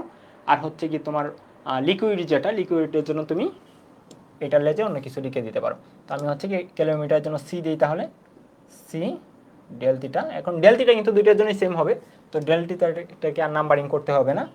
দ্বিতীয়ত হচ্ছে তোমার ওয়াটার, প্রথম যে অবস্থাটা ছিল সেটা ছিল তোমার পানি, তাহলে পানির ভর ওয়াটার, এস ওয়াটার, তারপর হচ্ছে ডেল থিটা ওয়াটার। তো ডেল থিটা যেহেতু দুইটার জন্যই সেম, তো আমরা এটাকে আর নাম্বারিং করা লাগবে না। আর নিচে হচ্ছে তোমার কি টাইম। তাহলে দেখো তোমার পানি, যখন পানি ছিল তখন 60°C হতে 40°C তাপমাত্রায় শীতল হতে 80 সেকেন্ড টাইম লাগছিল, ঠিক আছে। তাহলে হচ্ছে আমরা নিচে কি লিখবো, 80°C, 80 সেকেন্ড, 80 সেকেন্ড, ঠিক আছে। তো দ্বিতীয় ক্ষেত্রে আমরা যেটাকে ড্যাশ দিয়ে নামকরণ করছিলাম, এই ক্ষেত্রে হচ্ছে তোমার ক্যালোরিমিটার তো সেমই থাকবে, মানে হচ্ছে এই অংশটা same to same, M C S C del theta C. তাহলে হচ্ছে কি আমাদের M C S C del theta C হচ্ছে আর লিখতে হবে না, কারণ দুইটার জন্য সেমই হবে। প্লাস অন্যান্য যে হচ্ছে কি অন্য যে লিকুইড পদার্থটা ছিল, যেটা হচ্ছে আমাদের বের করতে বলছে যে ওই তরলটির আপেক্ষিক তাপ কত, তো এটাকে জাস্ট আমরা লিকুইড নাম দিই। তাহলে M L S L del theta. আর নিচে হচ্ছে টাইম কত, এখন দ্বিতীয় ক্ষেত্রে তোমার টাইম লাগছিল 70 সেকেন্ড, তাহলে হচ্ছে আমরা এখানে লিখবো 70 ডিটি আর কি যেটা, ঠিক আছে। এখন দেখো আমরা কিন্তু একটা কাজ ইচ্ছা করলে এখানে করতে পারতাম, এখানেও ডেলটি, এখানেও ডেলটি, তাহলে ইচ্ছা করলে আমরা এই ডেল থিটাটাকে কমন নিতে পারতাম। এই অংশেও আমরা ডেল থিটাটাকে কি করতে পারতাম, কমন নিতে পারতাম। 60°C হতে 40, দ্বিতীয় ক্ষেত্রে হচ্ছে তোমার 60°C হতে 40। তাহলে আমরা এই অংশে কমন নিয়ে আমরা কিন্তু এই অংশগুলো কাটাকাটি করে ফেলতে পারতাম। আমি অঙ্কটা টোটালি যে করবো এরকম না, কারণ এখানে বাদ বাকিগুলো তোমাদের খুবই সিম্পল। তুমি এখান থেকে ডেল থিটা, এখান থেকে ডেল থিটা কমন নিতে পারো, এখান থেকে ডেল থিটা, এখান থেকে ডেল থিটা কমন নিতে পারো, নিয়ে এটার সাথে এই অংশগুলো কাটাকাটি করে ফেলতে পারো। তাহলে আমরা কাটাকাটি করে ফেললাম, ঠিক আছে। এখান থেকে জিরো, এখান থেকে জিরো কাটাকাটি করে ফেলতে পারো, তাহলে তোমার কাজটা এখন ইজি হয়ে যাবে। তাহলে এখন হচ্ছে তুমি এমসি যেটা দেখো, আপেক্ষিক তাপের যে এককগুলা দেওয়া ছিল তোমার কেজি পার মিটার কিউব এককে, sorry KG per kelvin, joule per KG per kelvin. তো সেই ক্ষেত্রে হচ্ছে তোমাকে এটাকে কেজিতে নিয়ে নাও। তাহলে এমসি এটা হচ্ছে ক্যালোরিমিটারের ভর 250 গ্রাম, মানে হচ্ছে 0.25 কেজি, 0.25 কেজি ইন্টু, আমি মানগুলাও বসিয়ে দিচ্ছি, তোমরা বাদ বাকিটা কমপ্লিট করবা। তো এসসি যেটা ক্যালোরিমিটারের হচ্ছে কি আপেক্ষিক তাপ, এটা ছিল তোমার 380, তাহলে গুণন 380 প্লাস তোমার হচ্ছে কি এম ওয়াটারের ভর কত ছিল 5 গ্রাম, তাহলে 5 × 10⁻³ কেজিতে নিয়ে গেলাম আমরা 5 গ্রাম। পানির যে আপেক্ষিক তাপ এটা হচ্ছে যদি দেয়া না থাকে তবু তুমি 4200 মুখস্থ করতে পারো, কোন 4200, আর এটার নিচে কত জানো, নিচে হচ্ছে তোমার এখন 8 থাকবে, ঠিক আছে। বা এটাকে এখন তুমি সাথে ক্যালকুলেট করতে পারো, এটি দিয়ে একদম ক্যালকুলেট করে ফেলতে পারো। আর এই পাশেও সেম ঘটনা, 0.25 ইন্টু 380 প্লাস এম এল, অন্য যে লিকুইডটা ওইটা ছিল তোমার 6 গ্রাম, তাহলে 6 × 10⁻³ কেজিতে নিয়ে গেলাম। আর এইটার এসটা অ্যাকচুয়ালি আমরা নির্ণয় করবো, তো এটাকে আমরা এখন এস দ্বারা নামকরণ করলাম। আর এটার নিচে কত হবে, এটার নিচে হবে তোমার 7। এখন দেখো বাদ বাকি সব এখন তুমি নির্ণয় করে ফেলতে পারবা। জাস্ট এখানে যে ভ্যালুগুলো হয় এটাকে 8 দ্বারা ভাগ করে দাও, 7 দ্বারা গুণন করে দাও, আর বাদ বাকিটা হচ্ছে তুমি এই পাশে বিয়োগ করে নিয়ে আসো। মানে এস এর মানটুকু এখন তোমরা নির্ণয় করে তোমরা কমেন্ট করে জানাতে পারো এটার অ্যান্সার কত হয়, এস এর মানটা কত সেটা তুমি নির্ণয় করবা। সুতরাং এস ইকুয়াল কত এটা তোমরা জানিয়ে দিতে পারো, ঠিক আছে। তো এটা হচ্ছে আমাদের কোশ্চেনটা, বেসিক কোশ্চেন। এরকম আরও দু একটা আছে এখানে, এটা তোমরা সলভ করে ফেলবা, এটা তোমাদের হোমওয়ার্ক। মানে নর্মালি হচ্ছে গিয়ে এই ইনফরমেশনগুলোই দেওয়া থাকে আর এগুলাই বের করতে বলে, ঠিক আছে। আমরা যদি সূত্রটাকে আর অন্যান্য হচ্ছে গিয়ে এটাকে আরও ইলাবোরেট করি, আরও হয়তো ইনফরমেশন পাবো, কিন্তু আমাদের আপাতত আর কোনো কিছুই দরকার নেই, জাস্ট একটা সূত্রই আমাদের জানা থাকলে হবে, ঠিক আছে। ওকে, তাহলে চলো আমরা একটা ম্যাথ করে ফেলি। আমরা শুরুতেই বলছিলাম যে এখান থেকে কুয়েটে একটা কোয়েশ্চেন আসছিল 2015-16 সালে। তাহলে চলো এটা আমরা একটু দেখে ফেলি এই কোয়েশ্চেনটা কি বলছে। যে তোমাকে বলছে একটি বস্তুকে 80 ডিগ্রি সেলসিয়াস তাপমাত্রা থেকে 64 ডিগ্রি সেলসিয়াস তাপমাত্রায় নামাতে 5 মিনিট, ঠিক আছে, এবং 52 ডিগ্রি সেলসিয়াস তাপমাত্রায় নামাতে 10 মিনিট সময়ের প্রয়োজন হয়। পরিবেশের তাপমাত্রা কত, ঠিক আছে। তাহলে এখানে পরিবেশের তাপমাত্রাটা তোমাকে নির্ণয় করতে বলছে, ঠিক আছে। তো নর্মালি হচ্ছে কি আমরা এখানে যে কোয়েশ্চেনটা সলভ করলাম, এখানে কিন্তু হচ্ছে গিয়ে দুইটা ভিন্ন ভিন্ন তরল ছিল, ঠিক আছে। আমরা বলছিলাম হচ্ছে এট এ টাইম অন্যান্য ব্যাপারগুলো সেম থাকবে, হয় তরল দুইটা ভিন্ন হবে, নতুবা হচ্ছে গিয়ে আমাদের তরল সেমই হবে, কিন্তু তাদের যে তাপমাত্রার পার্থক্যটা, এই পার্থক্যটা হচ্ছে দুই রকম হবে। তো আমরা এখানে যে কোয়েশ্চেনটা সলভ করছি, এখানে ভিন্ন রকম তরল ছিল, একবার পানি ছিল আরেকবার হচ্ছে অন্য একটা লিকুইড ছিল। তো এখন আমরা যেটা সলভ করতেছি, এখানে হচ্ছে গিয়ে কিন্তু একই তরল কিন্তু, ঠিক আছে, একটি বস্তুকে, এখানে কিন্তু বস্তু দুইটা না, একটা বস্তুই জাস্ট। একবার হচ্ছে 80 থেকে 64-তে নিয়ে আসা হয়েছে, 5 মিনিট টাইম লাগছে। তারপর হচ্ছে 64 থেকে আবার 52-তে নিয়ে আসা হয়েছে, তখন আরও হচ্ছে 5 মিনিট সময় লাগছে, মানে টোটাল হচ্ছে 10 মিনিট আর কি এখানে বলছে। তো পরিবেশের তাপমাত্রা কত, তাহলে আমাদের সূত্রটা যেন কি ছিল বলো তো? আমাদের সূত্রটা ছিল ডিডিটি অফ ডিকিউ। এটা হচ্ছে আমি যদি প্রথম ক্ষেত্রে চিন্তা করি, প্রথমটার জন্য যা হবে বা প্রথম ক্ষেত্রে যা হবে, এটা সমান ছিল তোমার সমানুপাতিক ডেল থিটা, ঠিক আছে। তো এটা হচ্ছে যেহেতু আমাদের পরিবেশের তাপমাত্রা দুই রকম, সেজন্য মূলত হচ্ছে কি আমি এই সমানুপাতিক আকারে লিখতেছি আর কি। তো আমরা হচ্ছে গিয়ে প্রথম অংশটাকে এরকমভাবে লিখতে পারি যে প্রথম ক্ষেত্রে তোমার তাপমাত্রাটা কত থেকে কততে আসছে, 80 থেকে 64-তে আসছে, তোমার টাইম লাগছে 5 মিনিট। আর ওই যে বস্তুটা ছিল, এই বস্তুর তো অবশ্যই একটা ভর থাকবে, ঠিক আছে। ধরো এই বস্তুর ভর হচ্ছে এম, আর এই বস্তুর যে আপেক্ষিক তাপ সেটা হচ্ছে তোমার এস। এগুলো দেয়া নেই কোনটাই, ঠিক আছে। হয়তো আমাদের কোয়েশ্চেনের প্রয়োজনও হবে না, মানে অ্যান্সার বের করার জন্য এটা লাগবে না, কাটাকাটি হয়ে যেতে পারে। তো আমরা এগুলাকে এম আর এস ধরে নিলাম। তাহলে হচ্ছে কি আমাদের প্রথম ক্ষেত্রটা যদি চিন্তা করি, তাহলে প্রথম ক্ষেত্রে আমরা বলবো যে ডি কিউ বাই ডিটি, ঠিক আছে, প্রথম ক্ষেত্রটা সমান আমরা হচ্ছে ধরলাম যে কনস্ট্যান্টটা হওয়ার কথা ছিল কে কে ডেল থিটা 1 প্রথম ক্ষেত্রের জন্য। তাহলে প্রথম ক্ষেত্রে কি বলবো, পরিবেশের তো অবশ্যই একটা তাপমাত্রা থাকবে, তাই না? ধরো পরিবেশের তাপমাত্রা হচ্ছে থিটা, পরিবেশের তাপমাত্রা এখানে তোমাকে নির্ণয় করতে বলছে। পরিবেশের টি সমান আমরা থিটা ধরে নিলাম, ঠিক আছে। তাহলে এখানে ডেল থিটাটা অ্যাকচুয়ালি আসলে কত? প্রথম ক্ষেত্রে 80 ডিগ্রি সেলসিয়াস তাপমাত্রা ছিল, ওই বস্তুর তাপমাত্রা 80 ডিগ্রি সেলসিয়াস থেকে তোমার হচ্ছে গিয়ে কি কমিয়ে 64-তে আনা হয়েছিল। তাহলে পরিবেশের ওই বস্তুর তাপমাত্রা ছিল 80 ডিগ্রি সেলসিয়াস, আর আমরা যেহেতু পরিবেশের তাপমাত্রা যেটা এটাকে থিটা বিবেচনা করছি, তাহলে হচ্ছে মাইনাস থিটা। কারণ আমাদের ব্যাপারটা এই ছিল যে তাপ হারানোর যে হার বা রেট, সেটা হচ্ছে তোমার পরিবেশ এবং বস্তু এই দুইটার তাপমাত্রার পার্থক্যের সমানুপাতিকটাকে তুলে আমরা একটা কে নিয়ে আসছি, ঠিক আছে। তো সব ক্ষেত্রেই আসলে এই কের মানটা সেমই হবে, তো এই জন্য আমরা এখানে কে লিখে রাখলাম। এটা তোমার একটা ইকুয়েশন। দ্বিতীয় ক্ষেত্রে, ঠিক আছে, দ্বিতীয় ক্ষেত্রে তোমার এই ডি কিউ বাই ডিটি এটা সমান তোমার কত হবে, কে তো সেমই থাকবে। তো দ্বিতীয় ক্ষেত্রে কিন্তু তোমার প্রথমে 80 ডিগ্রি সেলসিয়াসে তুমি 64 ডিগ্রি সেলসিয়াসে আসছো, বেশ ভালো কথা, 5 মিনিট লাগছে।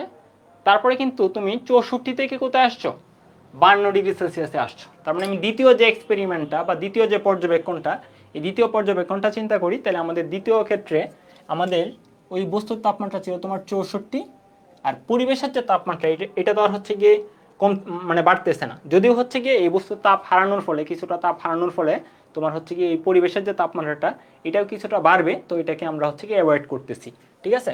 তো পরিবেশের তাপমাত্রাটাকে আমরা থিটাই চিন্তা করতেছি। এটা হচ্ছে তোমার দ্বিতীয় ব্যাপার। তো তুমি হচ্ছে কি যখন অ্যাডমিশন টেস্টে করবা, তখন এই যে এইগুলা 1 নম্বর ইকুয়েশন 2 নম্বর ইকুয়েশন এইগুলো আর লেখার দরকার নেই, জাস্ট এক লাইনে করে ফেলতে পারবা, ঠিক আছে। এখন আমরা যদি হচ্ছে এটাকে একটু ভেঙে লিখি বা অনুপাত আকারে লিখি, তাহলে আমরা কে কাটাকাটি চলে যাবে, আর এটাকে হচ্ছে কি এই পাশে নিচে নিয়ে আসতে পারি ইচ্ছা করলে।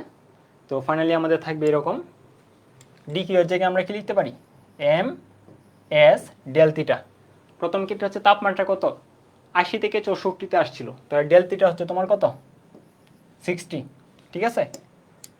ডেল থিটা হচ্ছে তাপমাত্রার যে পার্থক্যটা, বস্তু যে পরিমাণ তাপ হারাইছে এই হারানোর জন্য এম এস ডেল থিটায়, এই ডেল থিটাটা কিন্তু বস্তুর তাপমাত্রার পরিবর্তন, ঠিক আছে।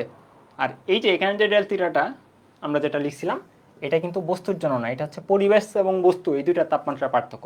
দুইটা কিন্তু বেশ ভালোভাবে মাথায় রাখতে হবে। তো এই ক্ষেত্রে তোমার টাইম লাগছিল কত বলো তো? এই টাইম লাগছিল তোমার ডিটি যেটা, এটা হচ্ছে 5 মিনিট। 5 মিনিট। তো আমরা হচ্ছে এই যে এই টি মাইনাস হচ্ছে গিয়ে কি থিটা যেটা, এটা যে এই পাশে ছিল সমানের, এটাকে যদি আমরা এই পাশে নিয়ে আসি তাহলে কি হবে? ভাগ হবে। তাহলে এটাকে ধর হচ্ছে আমরা ভাগ আকারে লিখলাম।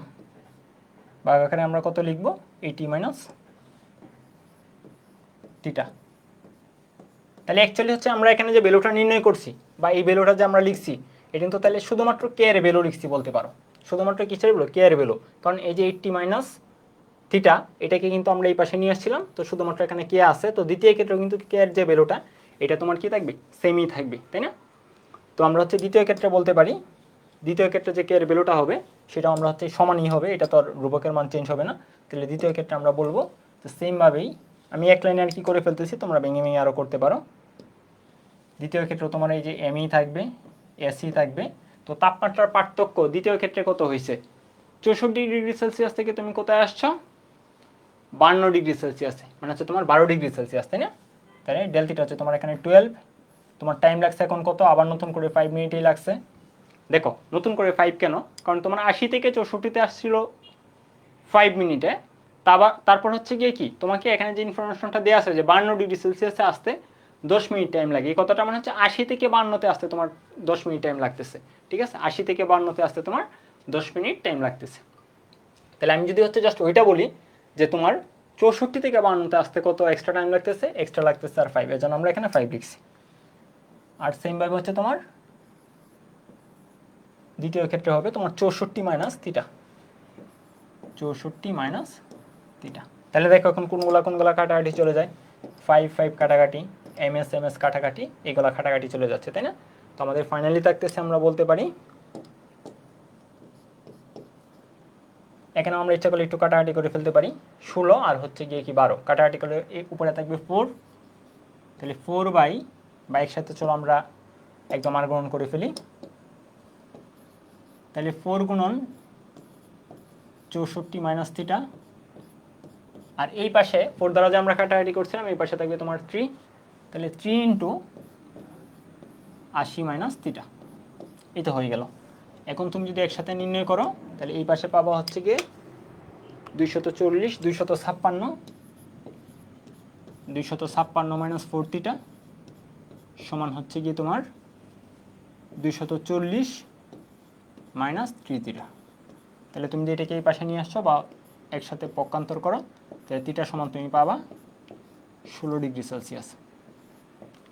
ঠিক আছে, এটা হচ্ছে তোমার অ্যান্সার। তাহলে তোমাকে এটাই নির্ণয় করতে বলছিল যে ওই দিনের পরিবেশের তাপমাত্রা কত। ঠিক আছে, তাহলে ওই দিনের পরিবেশের তাপমাত্রা তোমার 16 ডিগ্রি সেলসিয়াস ছিল। তো এই অঙ্কটা তোমরা যখন করবা তখন কিন্তু এত টাইম নিয়ে করবে না। আমি তোমাদের বোঝানোর জন্য 1 নম্বর ইকুয়েশন ধরছি, 2 নম্বর ইকুয়েশন ধরছি। যেহেতু অ্যাডমিশন টেস্টে আসছে তাহলে তো এত সময় নিয়ে তুমি হচ্ছে করার সুযোগ পাবা না। তুমি যেটা জাস্ট হচ্ছে এই লাইনটা লিখে ফেলবা একসাথে, এই যে এই লাইনটা। পরীক্ষায় যখন আসবে অ্যাডমিশন টেস্টে, বোর্ড পরীক্ষার জন্য ঠিক আছে তুমি ভেঙে ভেঙে যত ভেঙে ভেঙে করতে পারো, কিন্তু অ্যাডমিশন টেস্টে আসলে জাস্ট এই লাইনটা লিখে ফেলবা। কারণ তুমি জানো যে হচ্ছে কি তোমার তাপ হারানোর যে রেট, ঠিক আছে, ওই যে প্রথম যে কোয়েশ্চেনটা, প্রথম যে সূত্রটা আমরা লিখে দিয়েছিলাম, এই যে এখানে একটু চলে আসো যে dq/dt। ঠিক আছে, যদি এটা ডিফারেন্সিয়েশন আমি ভাগ আকারেই বলতেছি, dq/dt সমান হচ্ছে কে ডেল থিটা। ঠিক আছে, তাহলে এই কে এর যে ভ্যালুটা, কে এর ভ্যালুটা কি দাঁড়াচ্ছে? dq/dt বাই হচ্ছে ডেল থিটা। ঠিক আছে, এখন এই dq যে ডেল থিটাটা হবে, এটা হচ্ছে অবজেক্টের তাপমাত্রার পার্থক্য। আর এখানে যে ডেল থিটাটা, এটা কিন্তু হচ্ছে কি অবজেক্ট এবং হচ্ছে পরিবেশ দুইটার তাপমাত্রার পার্থক্য। তো আমরা কিন্তু দেখো ইচ্ছা করলে যে এটা একসাথে লিখে ফেলতে পারি, ms ডেল থিটা বাই 5 মানে dq/dt, আর ভাগ হচ্ছে তোমার কি পরিবেশ এবং বস্তুর তাপমাত্রার পার্থক্য। আবার তোমার ms del theta by t, আর নিচে হচ্ছে গিয়ে কি পরিবেশ এবং বস্তুর তাপমাত্রার পার্থক্য। যেগুলো কাটাকাটি চলে যায় কাটাকাটি করে ফেলো, আর যেগুলো হচ্ছে ক্যালকুলেশন করতে হয় ক্যালকুলেশন করো, ফাইনালি তুমি অ্যান্সার পেয়ে যাবে। ঠিক আছে, তাহলে আজকের ক্লাসটা হচ্ছে আমাদের এই পর্যন্তই। শুধুমাত্র আজকের ক্লাস না, আমাদের এই যে এই চ্যাপ্টারটা মোটামুটি একটা হচ্ছে কি ইজি এবং হচ্ছে কি ইন্টারেস্টিং একটা চ্যাপ্টার ছিল, মানে ওইরকম কঠিন কোনো কিছুই ছিল না। এই চ্যাপ্টারের লাস্ট ক্লাস বলতে পারো। ঠিক আছে, তো আমরা হচ্ছে কি আজকের ক্লাসের মাধ্যমে আদর্শ গ্যাস এবং গ্যাসের গতিতত্ত্ব চ্যাপ্টারটি টোটালি কমপ্লিট হয়ে গেল। তো এখন তোমাদের করণীয় কি? তোমাদের করণীয় হচ্ছে কি এই ক্লাসগুলো ফলো করে বোর্ড পরীক্ষার জন্য তুমি হচ্ছে সৃজনশীল থেকে প্রতিটা চ্যাপ্টার থেকে অন্তত 15টা থেকে 20টা সৃজনশীল কোয়েশ্চেন প্র্যাকটিস করবা। তো প্রতিটা চ্যাপ্টারের জন্য যেহেতু কথাটা বলছি, তাহলে এই চ্যাপ্টারটাও তো এটার ব্যতিক্রম নয়। তাহলে এই চ্যাপ্টার থেকেও হচ্ছে কি এরকমভাবে অনেকগুলো সৃজনশীল কোয়েশ্চেন প্র্যাকটিস করে ফেলবা, এমসিকিউ কোয়েশ্চেন প্র্যাকটিস করবা। আর সৃজনশীল এমসিকিউ প্র্যাকটিস করার পাশাপাশি তোমার যদি আরও সময় থাকে বা হচ্ছে কি ইচ্ছা থাকে, তো তোমার যে টার্গেট অনুসারে যে তুমি যদি যে টাইপের প্রিপারেশন নিতে চাও, ভার্সিটি হলে ভার্সিটি কোয়েশ্চেন ব্যাংক, ইঞ্জিনিয়ারিং হলে engineering question bank, medical admission টেস্টে বসতে চাইলে মেডিকেল কোয়েশ্চেন ব্যাংক, ঠিক আছে। তো এই ব্যাপারগুলো হচ্ছে কি একটু দেখে ফেলতে পারো একাডেমিকের পাশাপাশি, তাহলে তুমি হচ্ছে কি অন্যদের তুলনায় একটু এগিয়ে থাকার সুযোগ থাকবে আর কি, ঠিক আছে। তো তোমাদের হচ্ছে কি শুধুমাত্র এই চ্যাপ্টার না, অন্যান্য চ্যাপ্টারও ভালো করে পড়াশোনা করো। আর অন্যান্য চ্যাপ্টার নতুন ভিডিও নিয়ে আসবো। তো তোমাদের হচ্ছে কি পরবর্তী ক্লাসে আবার দেখা হবে নতুন কোনো চ্যাপ্টার অথবা নতুন কোনো সিরিজে। তো সেই পর্যন্ত তোমরা সবাই ভালো থাকো, সবার জন্য শুভকামনা, ধন্যবাদ সবাইকে।